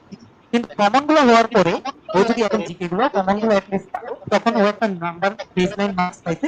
দেন এই যা আর অ্যাড করতে হবে এর উপর ডিপেন্ড করে আমি এতটুকু শিওরলি বলতে পারি ইনশাআল্লাহ যদি কমন প্রপারলি আনসার করতে পারে তো ভালো মেডিকেলে চলে যাবে, এই এতটুকু শিওর। কিন্তু কোন টপিক প্রপারলি বাদ দেওয়া যাবে, পুরোটাই বাদ দেওয়া যাবে। ধন্যবাদ। আচ্ছা, ধন্যবাদ তোকে। এর পরবর্তী কোয়েশ্চেনটা সমাপ্তি কর। ধন্যবাদ। আচ্ছা, আমি একটা প্রশ্ন করব, সেটা হচ্ছে ধরা যাক একজন শিক্ষার্থী সে সম্পূর্ণরূপে মেডিকেলের জন্য প্রস্তুতি নিয়েছিল, কিন্তু দুর্ভাগ্যবশত সেই মেডিকেলে বা ডেন্টালে কোথাও চান্স পায়নি। তো মেডিকেলে চান্স না পাওয়ার পরেও তার একই প্রস্তুতি নিয়ে কি সে কোনো ভার্সিটি বা সরকারি ভার্সিটিতে চান্স পাওয়ার কোনো সুযোগ আছে কি তার? মানে প্রশ্ন পদ্ধতি কিংবা কাছাকাছি একই রকম হয় এরকম কোনো ভার্সিটি কি জানা আছে কারো? মানে মেডিকেলের সমান প্রস্তুতি নিয়ে আর কোন কোন ভার্সিটিতে ভর্তি পরীক্ষা দেওয়ার সুযোগ থাকে বা চান্স পাওয়ার সুযোগ থাকে? হ্যাঁ, সাদমান? হ্যাঁ, এই বল। কোয়েশ্চেনের উপর আরেকটু এফোর্ট দেওয়া লাগে, আরেকটু প্রজেক্ট দেওয়া লাগে। এই এফএমসি আছে সাইড হিসেবে, তারপর বিভিন্ন যেমন জেইউডি মানে একটা ইউনিট আছে যেখানে শুধু বায়োলজির উপর, জেইউর একটা ইউনিট আছে বায়োলজির টপিক, জেনেটিক সায়েন্স যদি কেউ করতে চায়, ইঞ্জিনিয়ারিং করতে চায়, জেইউর একটা টপিক আছে। তারপর এইগুলোর উপর কিন্তু বায়োলজি নিয়ে যেগুলো যেখানে পরীক্ষা দেওয়া যায় সব দেওয়া যাবে, ফার্স্ট আছে বা বিভিন্ন আছে। আর এখন ভার্সিটি গুলোতে হচ্ছে যেমন জেইউতে হচ্ছে কমপ্লিটলি মনে হয় মোস্ট কমপ্লিট বায়োলজি। আমি জেইউর ক্লিয়ারলি জানি না, আমি যতটুকু জানি যে মেবি ওখানে ম্যাথ আসে না, কিন্তু বাকিগুলোর জন্য যতটুকু মনে হয় ম্যাথটাও কাছে। তো আরো যদি ইনকেস আমরা না করে ছোট হয়ে যায়, তখন হচ্ছে যদি এই 10-12 দিন বা 7 দিন গ্যাপ পায়, ওই গ্যাপটাই ম্যাথ গুলো একটু দেখে নিলে এই একটা মাথায় রাখা লাগবে। প্রত্যেকটা ভার্সিটির একটা কোয়েশ্চেন প্যাটার্ন আছে, এই প্যাটার্নের বাইরে ওরা যায় না। তাহলে প্যাটার্নটা যদি একবার দেখে ফেলে, এই জন্য প্রথম শর্ত হচ্ছে এইচএসসি পড়াশোনা ভালো। কারণ 7 দিনে ম্যাথ প্রিপারেশন নিচ্ছে যার ঠিক নাই, 10 ক্লাস এ দিয়ে নাকি সি দিয়ে, সেই এটাই জানে না, সে কেমনে আশা করে যে 7 দিনে এসে ম্যাথ কভার করবে? এটা পসিবল।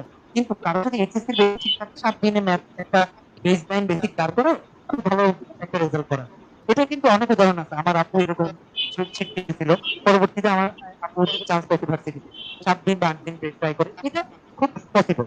এটার জন্য ভেঙে পড়ার কিছু নেই। ধন্যবাদ। আচ্ছা, ধন্যবাদ। সাকিব বা রাহবার কি কিছু বলবে এই বিষয়ে? আচ্ছা, তাহলে আমি আমার প্রশ্নতে চলে যাই, সেটা হচ্ছে মেডিকেলের পরীক্ষায় সবচেয়ে মানে কমন ভুলগুলো কি কি? রাহবার যদি কিছু বলতো নিজের অভিজ্ঞতা থেকে। আচ্ছা, আমি নিজের কিছু পার্সোনাল এক্সপিরিয়েন্স বলি, খুবই মজার এক্সপিরিয়েন্স। সাধারণত মেডিকেল পরীক্ষা যখন শুরু হয় প্রায় 1 ঘন্টা আগে আমরা পরীক্ষার হলে যখন চলে যাই, ওখানে গিয়ে আমি আসলে দেখতেছিলাম পরীক্ষার হলে আশেপাশে যারা আছে, মানে আমার আশেপাশে যাদের সিট পড়ছে তারা কি করতেছে দেখা যাচ্ছে। কেউ খুবই নার্ভাস, কারো পা কাঁপতেছে, কারো হয়তো, আমি খুব ফ্র্যাঙ্কলি বলতেছি, একদম মানে নিজের এক্সপিরিয়েন্স গুলো বলতেছি, কেউ দেখা যাচ্ছে ঘন ঘন একটু পর পর উঠে পানি খাচ্ছে বা বাথরুমে যাচ্ছে, মানে অনেকটা নার্ভাসনেস। আমি মনে করি মেডিকেল পরীক্ষায় একজন শিক্ষার্থীর মানে চান্স পাওয়ার পথে সবচেয়ে বড় বাধা হচ্ছে নার্ভাসনেস। কেন? কারণ হলো যারা পরীক্ষা দিতে আসে, সাদমান যেটা বললো, অনেক স্টুডেন্ট হয়তো শুধুমাত্র প্রিপারেশন ছাড়া এমনি পরীক্ষা দিতে আসে, হয়তো ইঞ্জিনিয়ারিং প্রিপারেশন এখানে এমনি পরীক্ষা দিচ্ছে, কিন্তু অ্যাটলিস্ট 10 থেকে 15 15,000 বা 20,000 স্টুডেন্ট আছে যারা মেডিকেলের জন্য মোটামুটি পড়ে আসে, তাদের ক্ষেত্রে হচ্ছে তারা ঝরে পড়ে হচ্ছে তারাই যারা হচ্ছে পরীক্ষার শুরুতে কিছুটা নার্ভাস থাকে অথবা ওভার কনফিডেন্ট থাকে। ওভার কনফিডেন্স সাধারণত যারা প্রিপারেশন নিয়ে আসে তাদের কম থাকে, কিন্তু যারা নার্ভাস থাকে, ব্যাপারটা হচ্ছে একটা মানুষ যদি নার্ভাস হয়ে যায় পরীক্ষা শুরুর আগে থেকে, তাহলে সে যে স্পিডে দাগানোর কথা সেই স্পিডে সে দাগাতে পারবে না পরীক্ষার হলে।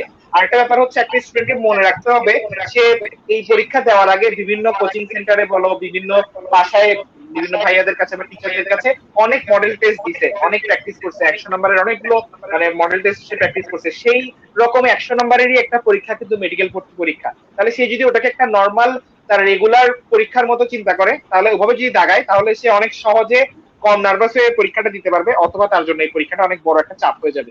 এটা 1 নাম্বার ভুল। 2 নাম্বার ভুল হচ্ছে কমন ভুল করা। কমন ভুলগুলো আমি এই জন্যই করবো, সেটা হচ্ছে দেখা যায় একটা স্টুডেন্ট খুব কঠিন জিনিসও পেরে গেছে, কিন্তু জাস্ট ভর্তি পরীক্ষায় কিছুটা বোকামির কারণে বা কিছুটা নার্ভাসনেসের কারণে একটা সহজ অপশন তাকাতে ভুলে গেছে। ওই একটা সহজ অপশন হয়তো তাকে 2টা মেডিকেল আগায় চান্স পাওয়াতো, সেটা হয়তো সে 2টা মেডিকেল পরে চান্স পাচ্ছে, অথবা এমনও হতে পারে ওই সহজ অপশনের কারণে আধা নাম্বারের কারণে সে চান্স পায়নি। তাহলে এই দুইটা হচ্ছে মানে কমন ভুল। আর একটা বড় ভুল হচ্ছে টাইম ম্যানেজমেন্ট করা। যেমন দেখা যাবে ভর্তি পরীক্ষায় তো প্রশ্নের বিভিন্ন স্টেপ থাকে, দেখা যাবে তোমার কাছে যে প্রশ্নটা দেওয়া হয়েছে সেই প্রশ্নের প্রথম পেজে 20টা প্রশ্ন আছে, এর মধ্যে তুমি হয়তো 10টাই পারলা, বাকি 10টা পারলা না, তাহলে তুমি নার্ভাস হয়ে গেলা, আচ্ছা তাহলে 10টা পারলাম না, ওই 10টা নিয়ে তুমি বসে বসে চিন্তা করতেছো, তাহলে কি হবে, ওই 10টার ওই চিন্তার কারণে তোমার সময় নষ্ট হচ্ছে।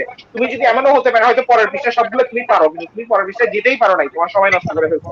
তাহলে এই জন্য একটা পরামর্শ হচ্ছে তুমি যখন থেকে শুরু করবা প্রথমেই যেন মানে তুমি যে পেজে তুমি যেটা পারতেছো না স্কিপ করে পরের প্রশ্নে যাও, এভাবে পুরো প্রশ্নটা একবার ঘুরে আসো, ঘুরে এসে সেকেন্ড টাইম আবার প্রথম পেজে আসো, তাহলে এর ফলে দেখা যাবে তোমার অ্যাটলিস্ট 60 থেকে 70টা দাগানো হয়ে গেছে।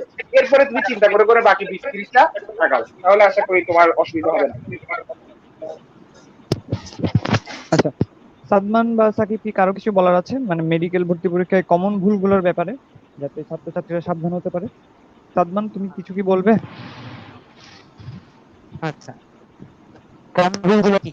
কমন ভুলগুলো হচ্ছে যেসব যেসব ক্ষেত্রে আমরা ভুলগুলো করি সাধারণত, প্রথম আমি বললাম যে 60টা প্রশ্ন কমন থাকে, ওখানে একটা জিনিস যেটা আমরা কমন প্রশ্ন ভুল করি, এগুলো হচ্ছে আমরা 4টা অপশন পড়ি না।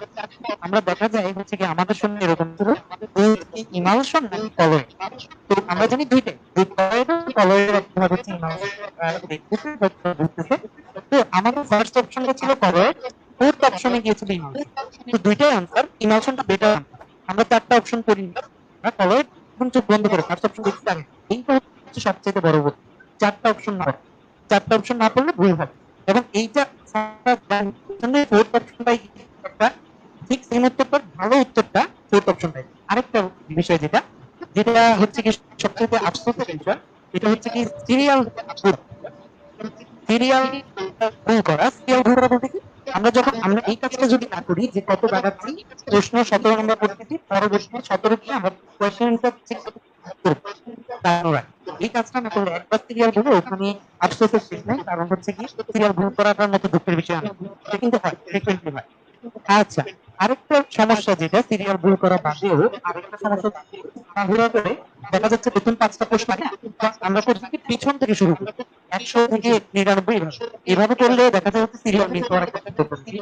5টা না পারলে অবাক হওয়ার কিছু নেই, আমি পারতেছি না মানে কেউ পারতেছে না, কিন্তু সিরিয়াল মেনটেন করা লাগে, সিরিয়াল ব্রেক করা যাবে না। আর কোনো কারণে সিরিয়াল ব্রেক করলে এটা মনে রাখবেন, তাহলে একবার সিরিয়াল ভুল হয়ে যায় তখন তো আর কিছু করার নেই। এইগুলো একটু কেয়ারফুলি করা লাগে দাগানোর বিষয়। আচ্ছা, ধন্যবাদ। সাকিব, তুমি কি কিছু বলবে এই বিষয়ে? আচ্ছা, আমার কাছে যেটা মনে হয় যে সবচেয়ে বড় ভুল হচ্ছে একের অধিক রাইটারের বই পড়া। ঠিক আছে, এটা কোনোভাবেই করা যাবে না আর কি। যারা ফার্স্ট টাইমার স্পেশালি তাদের জন্য তো কোনোভাবেই না এটা। সবকিছু এক বইয়ের মধ্যে টুকু রাখতে হবে, সবকিছু এক বই নিজেদের বিশ্বাস করতে হবে।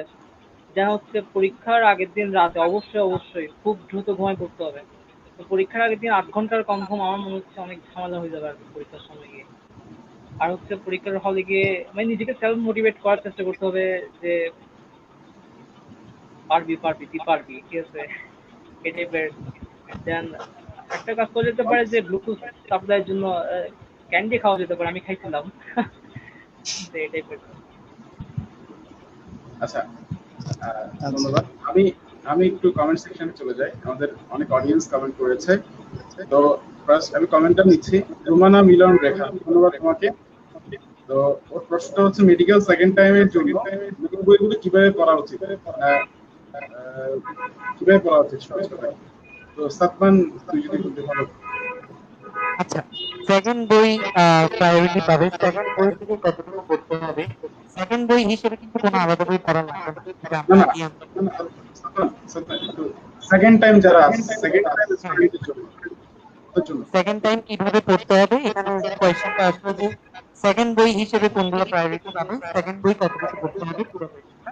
আচ্ছা, সেকেন্ড টাইমারদের জন্য যে জিনিসটা বেশি ফোকাস দিতে পারে, যে প্রথমবারে বইগুলো দেখতে পারে, আর হচ্ছে এই কাজগুলো করতে পারে। ওরা কিন্তু এখন এক্সপেরিয়েন্স, এবার কোচিং এ বলে দিচ্ছে কোন কোন থেকে প্রশ্ন আসে, ঠিক আছে? এই কাজটা করতে পারে, রিভিশন দিতে খুব ভালো মতো। আর সাধারণত নতুন ভাবে পড়ার কিছু নেই, প্রথমবার যেভাবে পড়ছে একইভাবে পড়বে। আর জিকে আর ইংলিশ এগুলোতে একটু বেশি ফোকাস দিতে পারে, এই এতটুকু। এটার জন্য এমন না যে সেকেন্ড কোনো বই পড়া লাগবে বা বারবার 10টা বই থেকে সবগুলো পড়লে আমরা ভালো করতে পারবো, এমন কিছু না। যেটা প্রিপারেশন নিচ্ছে ওটা আরেকবার ভালো মতো নিতে হবে, এটাই। নতুন কোনো ওয়ে নেই, সবার জন্য সেম। আচ্ছা সাকিব, তোমার কি কোনো মতামত আছে ব্যাপারে?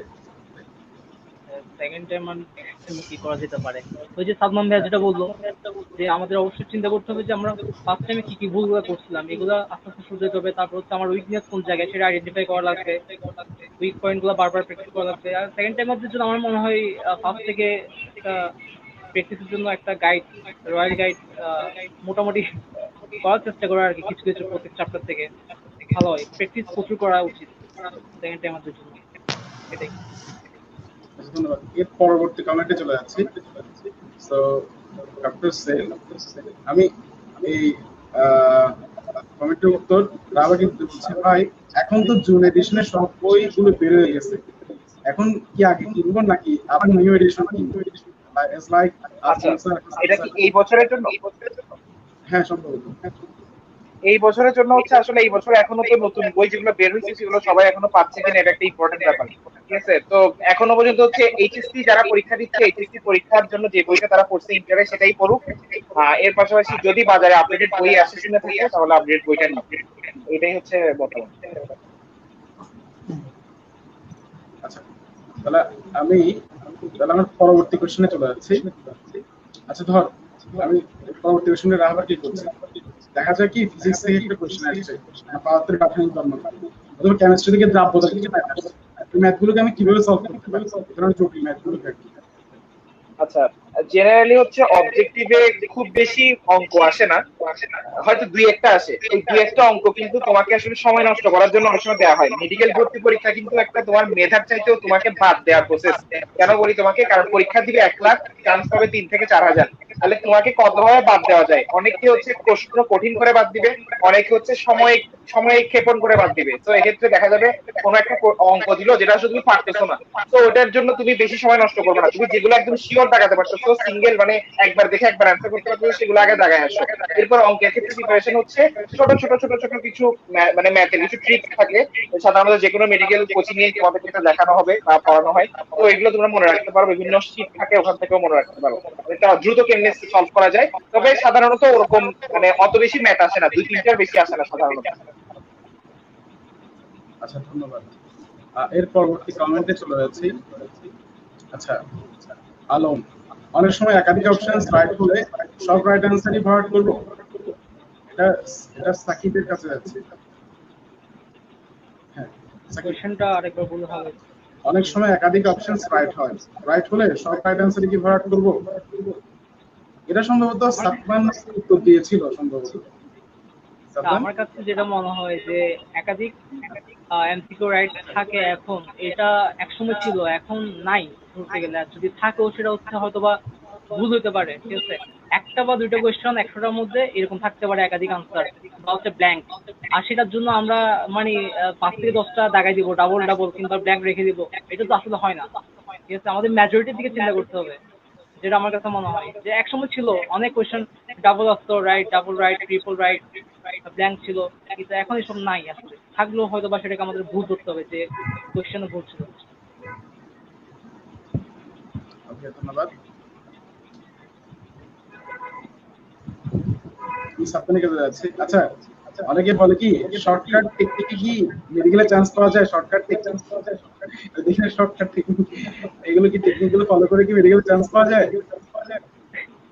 আচ্ছা, শর্টকাট টেকনিক আমি পুরো বই হাফ করে দিই, মানে বইয়ের লেখাগুলো পড়বে, সাধারণ অংশগুলো পড়বে। আচ্ছা, তারপর করলাম, মানে বিষয়টা হচ্ছে শর্টকাট টেকনিক বলতে ফোকাস পয়েন্ট গুলো দেখতে হবে যে কোন অংশগুলো থেকে প্রশ্ন আসে। এই জিনিসটা যে ধরতে পারবে, ঠিক যেমন আমরা ধরি চ্যাপ্টার টু থেকে ইউভি লাইটের রেঞ্জ গুলো, তারপর বিভিন্ন যে রে আছে, কেমিস্ট্রি চ্যাপ্টার টু এর কথা বলতেছি, বিভিন্ন যে রে গুলার রেঞ্জ আছে ওগুলা, তারপর ইলেকট্রনের ওজন, ইলেকট্রন প্রোটনের ডিফারেন্স, এই কতগুলো চ্যাপ্টারের এরকম কতগুলো পয়েন্ট আছে যেগুলো থেকে প্রশ্ন শিওর আসবে। বেশি শর্টকাট করতে হলে ওইগুলোই করা লাগে। সাধারণত কোচিং এ আমরা কি করি যে 1000 স্টার বলি, কতগুলো কতগুলো 5 স্টার বলি, কতগুলো 1 স্টার বলি, এভাবে আমরা ভাগ করে দিই যে 1000 স্টার গুলো মাস্ট আসবে। সব এই কাজগুলো করতে পারে কেউ যদি একান্তই ফাঁকিবাজি করতে চায়, ওই 1000 স্টার গুলো পড়ে তুলে দিতে পারে। কিন্তু এটা অনেক বড় রিস্পেক্ট, অনেক বড় রিস্পেক্ট। এভাবে না করাটাই বেটার, পুরোটা করাটাই better। আচ্ছা, ধন্যবাদ। এরপরে প্রশ্নের আবার আমি কমেন্ট সেকশন থেকে একটা কমেন্ট নিয়ে নিচ্ছি। বলা হচ্ছে হাফিজ বলছে, ভাইয়া ফিজিক্সের জন্য প্রতিপাদন কতটুকু গুরুত্বপূর্ণ? প্রতিপাদন, আচ্ছা, এটা প্রশ্নটা কে করছে তাকে একটু মানে তার নামটাই বললে ভালো হতো, কারণ খুবই ইন্টারেস্টিং একটা আচ্ছা, question। ফাহিম ফাহিম ফাহিম। আচ্ছা আচ্ছা, প্রতিপাদন তাই না? হ্যাঁ হ্যাঁ হ্যাঁ হ্যাঁ হ্যাঁ। আচ্ছা, আমি সহজ কথা বলি ভাইয়া, এখানে যারা দেখছো, যাদের আসলে অনেকে তো এইচএসসি পরীক্ষার্থী, অনেকেও দেখছো, সাধারণত মেডিকেল ভর্তি পরীক্ষায় তোমার ফিজিক্সটা হচ্ছে খুবই সিম্পল ফিজিক্স আসে, অবজেক্টিভ রিলেটেড, মানে হচ্ছে তথ্যবহুল। যেমন দেখা যাবে একটা চ্যাপ্টারে ধরো চৌম্বকের একটা চ্যাপ্টার আছে ফিজিক্স সেকেন্ড পেপারে, বা দুইটা চ্যাপ্টার আছে, ওখানে দেখা যায় কি এমন এমন তোমার মানে কিছু ম্যাথ আছে যেগুলো আসলে কখনো মেডিকেলে আসবে না। তোমার আসবে হচ্ছে ঢাকার বিনতি কত, কিংবা প্যারাচৌম্বক পদার্থ কোনটা, ফেরোচৌম্বক পদার্থ কোনটা, এ ধরনের। তার মানে হচ্ছে এখানে তোমার শর্ট শর্ট প্রশ্নগুলো আসবে যেগুলো তথ্যবহুল, মানে সূত্র চাইতে তথ্যগুলো থেকে বেশি প্রশ্ন আসে সাধারণত। আর একটা ফিজিক্স এর ক্ষেত্রে একটু ছোট একটা টিপস দিই, যেহেতু ফিজিক্সের কথা আসছে। সাধারণত তোমার ফিজিক্সে প্রশ্ন আসে কয়টা? সাধারণত প্রশ্ন আসে হচ্ছে 20টা। 20টার মধ্যে ফার্স্ট পেপার আর সেকেন্ড পেপার মিলাই, তাহলে ফার্স্ট পেপারে আছে তোমার 10টা চ্যাপ্টার, সেকেন্ড পেপার আছে 11টা চ্যাপ্টার। তার মানে প্রতি চ্যাপ্টার থেকে একটা করে কম প্রশ্ন হয়তো কমপক্ষে আসবে। তাহলে তুমি সেভাবেই যদি পড়ো, প্রত্যেকটি চ্যাপ্টারের মেইন কিছু পয়েন্টস মনে রাখো, তাহলে এবং বিগত বছরে যেগুলো ফিজিক্সের প্রশ্ন আছে সেই প্রশ্নগুলো একটু সলভ করো, দেখবে যে ঘুরে ফিরে ওখান থেকে তুমি কিছুটা হলেও কমন পেয়ে যাবে। আচ্ছা, ধন্যবাদ। আচ্ছা রাবার, এরপরের কোশ্চেনটা আমি তোকে করছি। আচ্ছা, উচ্চ মাধ্যমিকের রেজাল্টটা বের হলো, তার তার একটা আশা ছিল কি সে এ প্লাস পাবে, 5.5, বাট মানে হচ্ছে কি বাই ডিফল্ট সে পেয়ে গেল 4.8 বা সামথিং। সেক্ষেত্রে তার একটা মানসিক মানে হচ্ছে কি চাপ পড়ে তার পরিবার থেকে বা সামথিং। তো এই সিচুয়েশনটাকে সে কিভাবে কাটিয়ে উঠতে পারে এবং কিভাবে কাটিয়ে উঠে তার প্রিপারেশন নিতে পারে? আচ্ছা, কোনো কারণে একটা স্টুডেন্ট যদি ধরো একটুর জন্য এ প্লাস মিস করে, সাপোজ 4.9 বা 4.8, তাহলে প্রথমেই তার মনে রাখতে হবে সে হয়তো দুর্ভাগ্যজনক ভাবে এ প্লাসটা মিস করছে, কিন্তু তার আশা শেষ হয়ে যায়নি।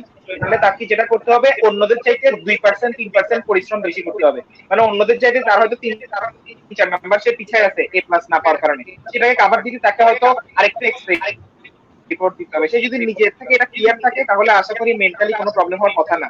তবে এক্ষেত্রে পরিবারের কিছুটা ভূমিকা আছে। পরিবার যদি তাকে যদি সাপোর্ট দেয় যে সে তো আসলে ভালো স্টুডেন্ট এবং সে ম্যাট্রিকও ভালো করছে, তাহলে ইন্টারে হয়তো কোনো একটা কারণে 2-3 নাম্বারের জন্য জিপিএ মিস করলেও সেটা ভর্তি পরীক্ষা সে কভার আপ করে উঠতে পারবে। ওকে, ধন্যবাদ। শোনো, এর পরবর্তী কোশ্চেনটা তুই করছ। আচ্ছা, কমেন্ট সেকশনে একজন জানতে চেয়েছিল, ফাহিম নামের উনি, যে তোরা তো মেডিকেলে পড়ছিস, তখন মেডিকেলে তোদের স্বপ্ন ছিল অবশ্যই, এখন সেই স্বপ্নের সাথে তোদের বাস্তবতার কতটুকু মিল, মানে মেডিকেল লাইফের অভিজ্ঞতাটা যদি তোরা সবাই একটু শেয়ার করতে। আমি প্রথমে সাদমানের কাছে যাব, তার স্বপ্নের সাথে বাস্তবতার কি সাদৃশ্য বা বৈসাদৃশ্য, তার মতামতটা। সাদমান। এটা শুধু মেডিকেলের জন্য না, এটা ওভারঅল আমার মনে হয় আমার ফিলোসফিটা এরকম, স্বপ্নের সাথে বাস্তবতার কোনো মিল থাকে না। স্বপ্নে যেরকম আমরা টিভি সিনেমায় যেগুলো দেখি, একদম চারপাশ থেকে সব চোখ আমাদের দিকে থাকে, ওই টাইপের কিছু না, এক্সট্রিম প্রেশার থাকে। তো লাইক যারা মেডিকেল লাইফে ঢুকে গেছে, বেশিরভাগ সময় আফসোস করে টাইম পাই না, এই কার্ড, এত পরীক্ষা, পেশেন্ট, এই সেই ওয়ার্ড, মানে বিশাল একটা প্রেশারের মধ্যে, যেখানে আমরা বাইরের দিকে তাকালে দেখি আমরা যে ভার্সিটি লাইফ, টিএসসি, এই সেই হাবি জাবি অনেক কথা শুনছি, মানে ওই উড়ন্ত পাখির মতো স্বাধীনতা ওই টাইপের কিছু থাকে না, যেগুলো আমরা শুনি। আর দেখা যায় হচ্ছে কি মানব সেবা বা যেগুলো ব্রত নিয়ে আমরা যাই, অনেক সময় দেখা যায় ওগুলো থেকে আমরা ছুটে যাই এক্সট্রিম প্রেশারের কারণে। কিন্তু কারো যদি পেশন থাকে যে হ্যাঁ আমি পেশন, যে আমি ডাক্তার হবো, ঠিক আছে, তাহলে আমি এতটুকু বলতে পারি, যতটাই খারাপ সময় আসুক না কেন ও কখনো হতাশ হবে না। সে তার ভালো লাগবে, এই জিনিসটাই তার ভালো লাগবে, যে প্রেশার আসতেছে এই জিনিসটাই তার ভালো লাগবে, পেশন থাকে, ঠিক আছে। স্বপ্নের মতো কখনোই হবে না কোনো কিছু, কিন্তু জিনিসটাকে আস্তে আস্তে তৈরি করে নিতে হবে নিজের মতো করে। ভুলে গেলে চলবে না আমরা কেন শুরু করছি, বারবার তাকাতে হবে কেন শুরু করছিলাম এটা। হয়তো না বাস্তবতা মিলবে না, কিন্তু বারবার যখন তাকাবো আমি কি টার্গেট নিয়ে শুরু করছিলাম, আমাদের দেখবেই তো যে ভালো লাগা কাজ করবে। আচ্ছা, ধন্যবাদ। আবার তোর কিছু হ্যাঁ বল, সনদ বল। আচ্ছা, স্বপ্নের নিজের সাথে কি এক্সপিরিয়েন্স দিয়ে বাস্তবতা। যদি বলি, মেডিকেল সম্পর্কে বলি, অনেককে দেখা যায় জোর করে মেডিকেলে আসে। অনেকে বলে আচ্ছা মেডিকেলে কেন আসছি, এত বেশি প্রেশার, এখানে কেন আসলাম। আসলে ব্যাপারটা হচ্ছে, আমি নিজের ক্ষেত্রে বলি, মেডিকেলে হচ্ছে তুমি যদি প্যাশন নিয়ে আসো, নিজের প্যাশন নিয়ে আসো, তাহলে মেডিকেলটা তুমি অনেক সুন্দরভাবে গড়ে তুলতে পারো, নিজের মেডিকেল লাইফটাকে। এবং দেখা যাবে তুমি মেডিকেল লাইফে 5 বছর অনেক সুন্দরভাবে কাটবে, অনেক ভালো মেমোরিজ পাবা, ভালো বন্ধু বান্ধব পাবা, এবং আশা করি সবকিছু সুন্দরভাবে স্মুথলি কেটে যাবে। সুতরাং যদি তুমি ওভাবে চিন্তা করো, আর তুমি যদি মনে করো না এখানে অনেক বেশি পড়ার প্রেশার, তাহলে আসলে কিছুটা প্রেশার। আর একটা ব্যাপার হচ্ছে স্বপ্নের সাথে বাস্তবতা, যেটা বলবো সেটা হচ্ছে, যেদিন প্রথম প্রথম তুমি অ্যাপ্রন করবা, তাহলে সেদিন তোমার কাছে মনে হবে আচ্ছা মনে হয় ডাক্তার তো হয়ে গেলাম। আসলে ব্যাপারটা অতটা সহজ না, তোমাকে এখানে অনেক কষ্ট করতে হবে। তবে কষ্টটাও, সত্যি কথা হচ্ছে, তারপর তোমার কাছে একটা স্যাটিসফ্যাকশন কাজ করবে, যেহেতু তুমি আসলে তোমার যে জায়গাটা তুমি করতে চাইছো সেই জায়গায় তুমি চলে আসছো। তো আসলে ব্যাপারটা হচ্ছে ওইটাই, নিজের যে কোনো জন্য তুমি আসছো, যেটা সাদমান বললো, তুমি যে টার্গেট নিয়ে আসছো যে আমি আসলে একটা ডাক্তার হবো, তো সেই টার্গেটে যদি তুমি ঠিক থাকো, তাহলে মেডিকেল লাইফটা তোমার ভালো কাটবে। এটা আপাতত মানে এটাই হচ্ছে মেইন কথা, নিজের লক্ষ্যে ফোকাস থাকো, তাহলে আশা করি খুব এনজয় করতে পারবা এবং খুব ভালো কিছু মেমোরিজও থাকবে। এর পাশাপাশি তোমার পড়াশোনা আশা করি ভালোই হবে। আচ্ছা, সাকিবের কিছু যদি বলতে, সাকিব তোমার ভাই, সব- আমার কাছে যেটা মনে হয়, ওই যে স্বপ্নের সাথে বাস্তবতা, এটা আসলে পৃথিবীর কোনো জায়গায় মনে মিলবে না, ঠিক আছে। তাহলে যেটা করা লাগবে সেটা কি, যে চিন্তা ভাবনা করতে হবে যে স্বপ্নের সাথে বাস্তবতা মিলবে না, যাবো, যা হয় আর কি, আল্লাহ যা রাখে কপালে। কিন্তু অতটা টাফও না অবশ্যই, সেটাই বলবো, কাউকে ডিপ্রেস করা যাবে না প্রথম থেকে। যে আছে যে ভালোই সবই এখনো, যারা দেশে থাকতে চায় তাদের জন্য, তারপর গ্রামে গঞ্জে মানুষ এখনো ডাক্তারদেরকে কি বলবো দেবতার চোখে দেখে, ঠিক আছে, অনেক সম্মান করে। সেদিক থেকে হ্যাঁ, চিন্তা করলে অবশ্যই। আসলে কষ্টকে মেনে নেওয়া যায়। আচ্ছা, সাকিবের কাছে একটা প্রশ্ন রাখবো, যে সেকেন্ড টাইমার যারা, তাদের জন্য মানে যারা সেকেন্ড টাইম ভর্তি পরীক্ষা দিবে তাদের জন্য মেডিকেল ভর্তি পরীক্ষায় কত নাম্বার কাটা হয়, এবং যারা একই সাথে সেকেন্ড টাইম কিন্তু ইতিমধ্যে একটা মেডিকেলে ভর্তি রয়েছে কিন্তু উপরের কোনো মেডিকেলে যেতে চায়, সেই ক্ষেত্রে কত মার্কস কাটা হতে পারে, এই দুইটা ক্ষেত্র নিয়ে সাকিব যদি কিছু বলো। হ্যাঁ ভাইয়া, ঠিক আছে। এখন হচ্ছে যারা সেকেন্ড টাইম ভর্তি পরীক্ষা দিবে মেডিকেল, তাদের হচ্ছে 5 মার্কস কাটা যাবে।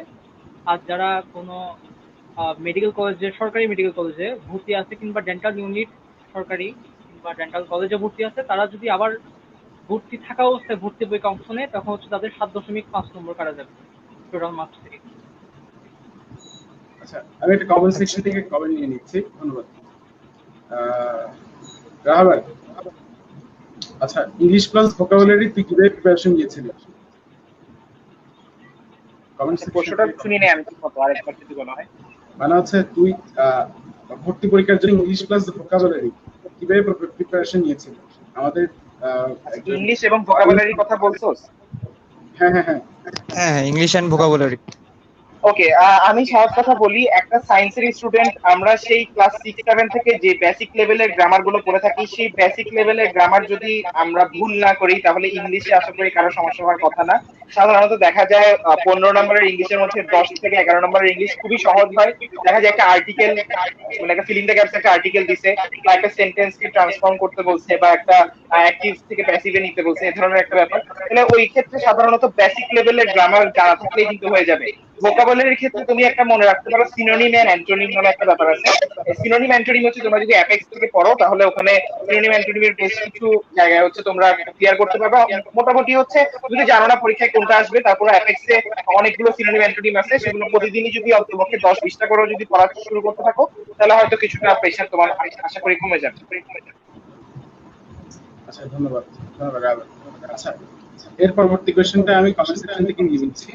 তো আর যে রোহি, তার প্রশ্ন হচ্ছে ভাইয়া মেডিকেল পরীক্ষায় যে এমসিকিউ গুলো আমরা দিই, সেই এমসিকিউ এর জন্য বাসায় আমরা ওই এমসিকিউ প্রিপেয়ার করতে পারি, মানে কতটুকু সময় দিতে পারি?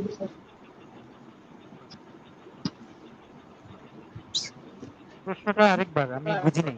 না, ও বলতে চাচ্ছে আসলে, ও কমেন্ট সেকশনে যেটা বললো মানে এমসিকিউ তে আসলে কতক্ষণ সময় দেয় মেডিকেল পরীক্ষায়। ও আসলে এই এসএসসি মানে এই বছর এসএসসি পাস করেছে, সে একটা আগের কমেন্ট সেকশনে বললো মানে সে আসলে সময়টা জানে না মেডিকেলের মোট সময় কতক্ষণ দেয় 100টা এমসিকিউ এর জন্য। 60 মিনিট, 60 মিনিট, 1 ঘন্টা। হ্যাঁ 60 মিনিট। 1 ঘন্টা। ওকে, আচ্ছা, আমি তাহলে পরবর্তী কোয়েশ্চেনটা করছি। সবাইকে এই প্রশ্নটা সবাইকে আমি করব। তো আচ্ছা, তোরা পড়ালেখার পাশাপাশি মানে বর্তমানে তো মেডিকেলে মানে হচ্ছে কি পড়ালেখার পাশাপাশি তোরা মানে ওই ইনস্টিটিউশনের কি কি অর্গানাইজেশনের সাথে যুক্ত আছিস? Next curricular. মেডিকেলে হ্যাঁ হ্যাঁ হ্যাঁ। মেডিকেলে রক্তদান নিয়ে কাজ হয়, সন্ধানী থাকে খুবই। ওরা কর্নিয়া কর্নিয়া দান করা নিয়েও কাজ করে। এরকম অনেক কাজ করার সুযোগ আছে। এক্সট্রা কারিকুলার মানে দেশের জন্য কিছু করার অনেক সুযোগ আছে। মেডিসিন ক্লাব আছে, তারপর ডিবেটিং হয়। সবগুলা আমাকে যে সবগুলো করা লাগবে তা না, আমি জাস্ট সবগুলো পয়েন্ট বলতেছি, কারো যদি ইচ্ছে থাকে করতে পারবে। ডিবেটের সুযোগ আছে, মেডিসিন ক্লাবে আছে, তারপর সন্ধানী আছে।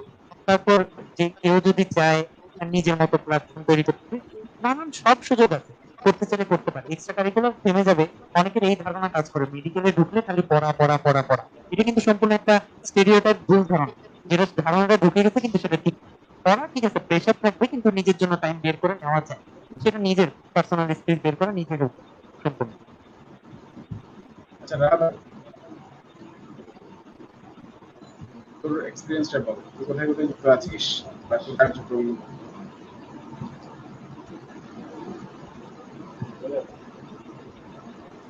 আচ্ছা, আমাকে কি শোনা যাচ্ছে?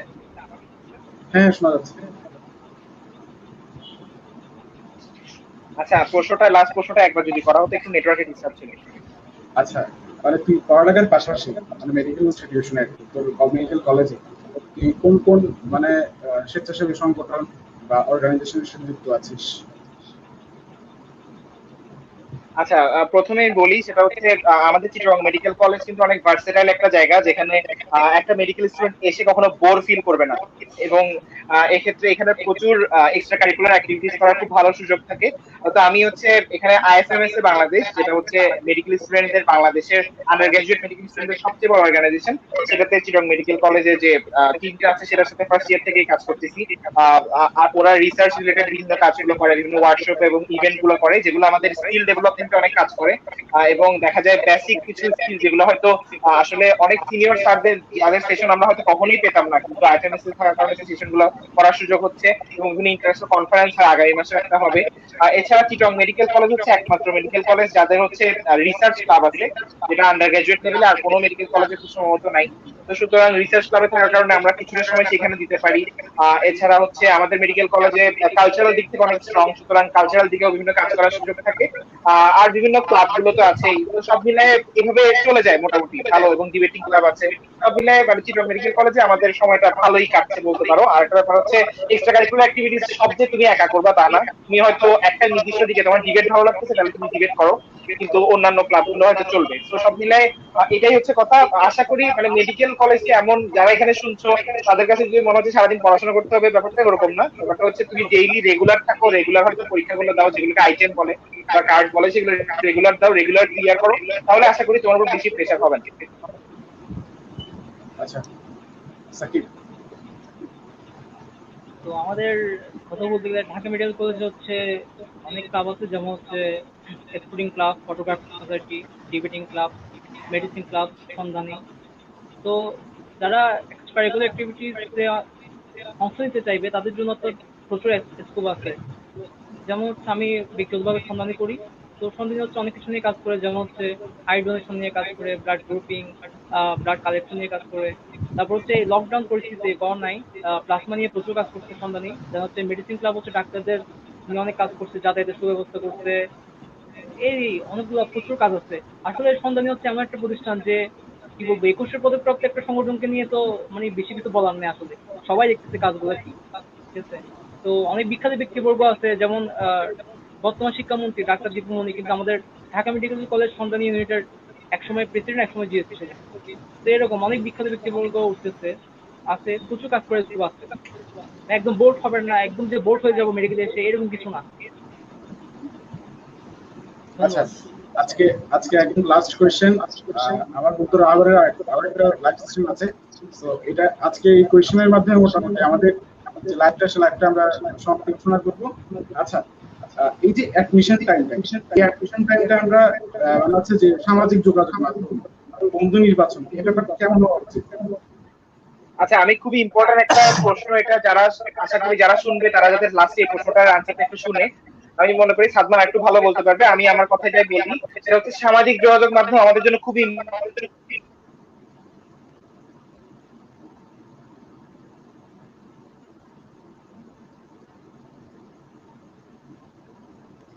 হ্যাঁ আমরা রাবার, আসলে বিভিন্ন আপডেটেড থাকার জন্য আসলে সামাজিক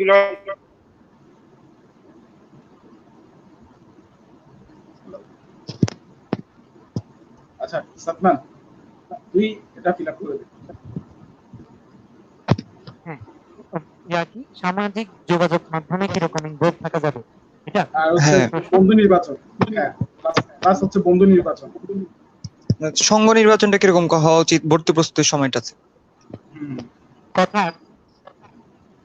কথা ক্যাশলেস আমি প্রথম পার্টটুকু বলছি, সামাজিক যোগাযোগ মাধ্যমে কিভাবে ইনভলভ যাবে, কতটুকু ইনভলভ থাকা হবে।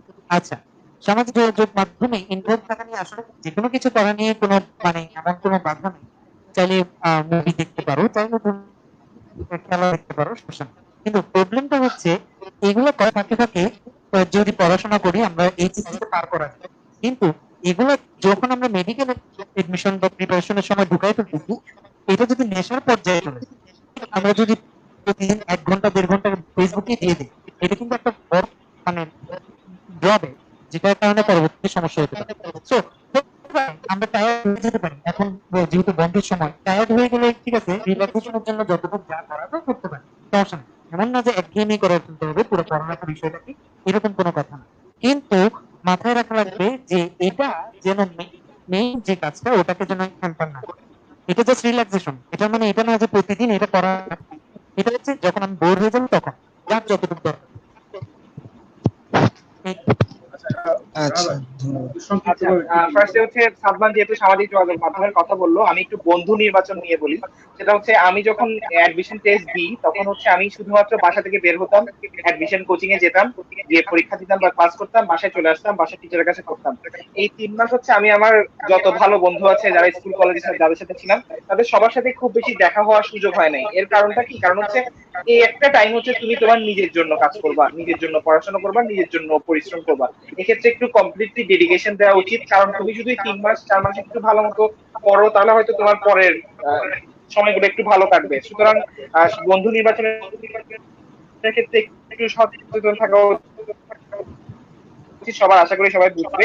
এই ক্ষেত্রে এমন বন্ধুদের সাথে থাকা হচ্ছে আসলে পড়াশোনা করে, যাদের সাথে হয়তো তুমি পড়াশোনা নিয়ে ভালো ডিসকাস করতে পারবা এবং যাদের মধ্যে একটা সুস্থ প্রতিযোগিতা থাকবে। হয়তো দেখা যাবে আজকে পরীক্ষায় সে 90 পাইলো আর তুমি পাইলে 91, পরের পরীক্ষায় সে হয়তো তোমার কাছ থেকে 1 নাম্বার বেশি পাইলো। এই ধরনের বন্ধুদের সাথে মিশাটা ভালো। আর হচ্ছে সোশ্যাল মিডিয়া এই সময় কিছুটা কম ইউজ করা উচিত। আমি বলবো হচ্ছে আমাদের সময় সোশ্যাল মিডিয়াটাতে যত ভ্যারাইটি ছিল, এখন সোশ্যাল মিডিয়া আরো বেশি ভ্যারাইটি চলে আসছে। সুতরাং এক্ষেত্রে সোশ্যাল মিডিয়াটা একটা মানুষের টাইম অনেক বেশি নষ্ট করে। এক্ষেত্রে একটু নিজের প্রতি নিজের আরেকটা ব্যাপার বলি, ভর্তি পরীক্ষা কিন্তু শুধুমাত্র মানে পড়ালেখার পরীক্ষা তা নয়, বরং এর পাশাপাশি ভর্তি পরীক্ষার সময় কিন্তু স্টুডেন্টরা সবাই বড় হয়ে যায়। আমরা যেটা বলি আমরা বড় হয়ে গেছি, এই যে 17-18 বছর হয়ে যাচ্ছে, এই সময় নিজের ম্যাচুরিটির পরীক্ষা। তাহলে যারা যত বেশি ম্যাচিউর ভাবে এই সময়টা হ্যান্ডেল করতে পারে, সোশ্যাল মিডিয়া থেকে বলো বা বন্ধুদের থেকে বলো, তাহলে তাদের ক্ষেত্রে হয়তো তারা সময়টা ভালোভাবে কাজে লাগাইতে পারে এবং তাদের রেজাল্টটাও ভালো হবে। আচ্ছা ধন্যবাদ রাহবারকে। আচ্ছা আজকে আমরা আমাদের লাইভের শেষ প্রান্তে চলে এসেছি। তো প্ল্যাটফর্ম থেকে এটা আমাদের তৃতীয় লাইভ ছিল। আশা করি সামনে আরো ভালো ভালো লাইভ আসবে। তো যারা এখন দেখছো বা পরবর্তীতে দেখবে তাদের সবাইকে আমাদের ফেসবুক পেজে এবং গ্রুপে জয়েন করতে অনুরোধ করছি। এবং তোমাদের যদি কিছু প্রশ্ন থাকে আমাদের অবশ্যই ইনবক্স করতে পারো, পেজে ইনবক্স করতে পারো। এই ছিল। আর প্রিয়তোষ আচ্ছা, কিছু বলবি? আমি আরেকটু কথা বলতে চাচ্ছি। হ্যাঁ, অবশ্যই। আচ্ছা, আর একটা কথা হচ্ছে, এখানে যারা আছো তারা সবাই জানো হচ্ছে ডি প্ল্যাটফর্ম মানে বেশ কয়েক মাস ধরে খুব অসাধারণ কাজ করে আসতেছে। আমার বিভিন্ন বুয়েটের চুয়েটের এবং ডিএমসি ফ্রেন্ডরা, হ্যাঁ, অবশ্যই। সাদ্দার আছে, সনদ আছে, প্রিয়তোষ আছে, সবাই খুবই চমৎকার কিছু কাজ করে আসতেছে। এবং আমরা নিউজ ফিডে আসলে এত বেশি নেতিবাচক জিনিসের মধ্যে একটা ভালো জিনিস দেখি যখন দেখি আমার ফ্রেন্ডরা একদম বিনামূল্যে স্টুডেন্টদেরকে পড়ানোর চেষ্টা করতেছে, এবং এই ভিডিওগুলো হয়তো বাংলাদেশের কোনো একটা জায়গার কোনো একটা শিক্ষার্থীকে একটু হলেও হয়তো সহায়তা করতেছে। এই ভালো কাজগুলোর সাথে আশা করি সবাই আরো বেশি ইনভলভ থাকবে এবং এই ভালো কাজগুলো প্রমোট করবে। এছাড়া আমাদের যে সুখবর পত্রিকা আছে তারাও সবসময় ভালো কাজ এবং ইতিবাচক কাজের সাথেই থাকে। তো আশা করি তোমাদের এই ভালো কাজগুলো এবং এই ধরনের সেশন গুলো আরো অব্যাহত থাকবে বিভিন্ন বিষয় নিয়ে, এবং প্ল্যাটফর্মের জন্য অনেক শুভকামনা। আমাদের লাইভে মিডিয়া পার্টনার হওয়ার জন্য সুখবর পত্রিকাকে অসংখ্য ধন্যবাদ। আশা করি সামনের দিনগুলোতেও তাদেরকে আমরা পাশে পাবো। প্রিয়তোষ, কিছু কি বলবি? আচ্ছা, তারা আজকে আমাদের এই লাইভ সেশনে রাহবার, আমার বন্ধু রাহবার, সাদমান এবং আমার ছোট ভাই সাকিবকে ধন্যবাদ। তোমরা সবাইকে ধন্যবাদ। মূল্যবান সময় তোমরা আমাকে দিয়েছো, স্পেন্ড করেছো। এবং সুখবর পত্রিকা আমি আমার নিজের তরফ থেকে আরেকবার ধন্যবাদ জানাতে চাই। আমাদের এই যে কার্যক্রমকে তারা সহায়তা করছে। তো সবাইকে অসংখ্য ধন্যবাদ, তোমরা পাশে ছিলে আজকে লাইভটা। আশা করি তোমরা অনেক এখান থেকে অনেক কিছু তোমরা ইনফরমেশন পেয়েছো, খুবই ইনফরমেটিভ হয়েছে। তো তোমরা এইভাবে আমাদের পাশে থাকবে। তো অবশ্যই চ্যানেলটাকে তোমরা সাবস্ক্রাইব করবে। হ্যাঁ, আজকে আমাদের লাইভটা এতটুকুই। সবাইকে ধন্যবাদ।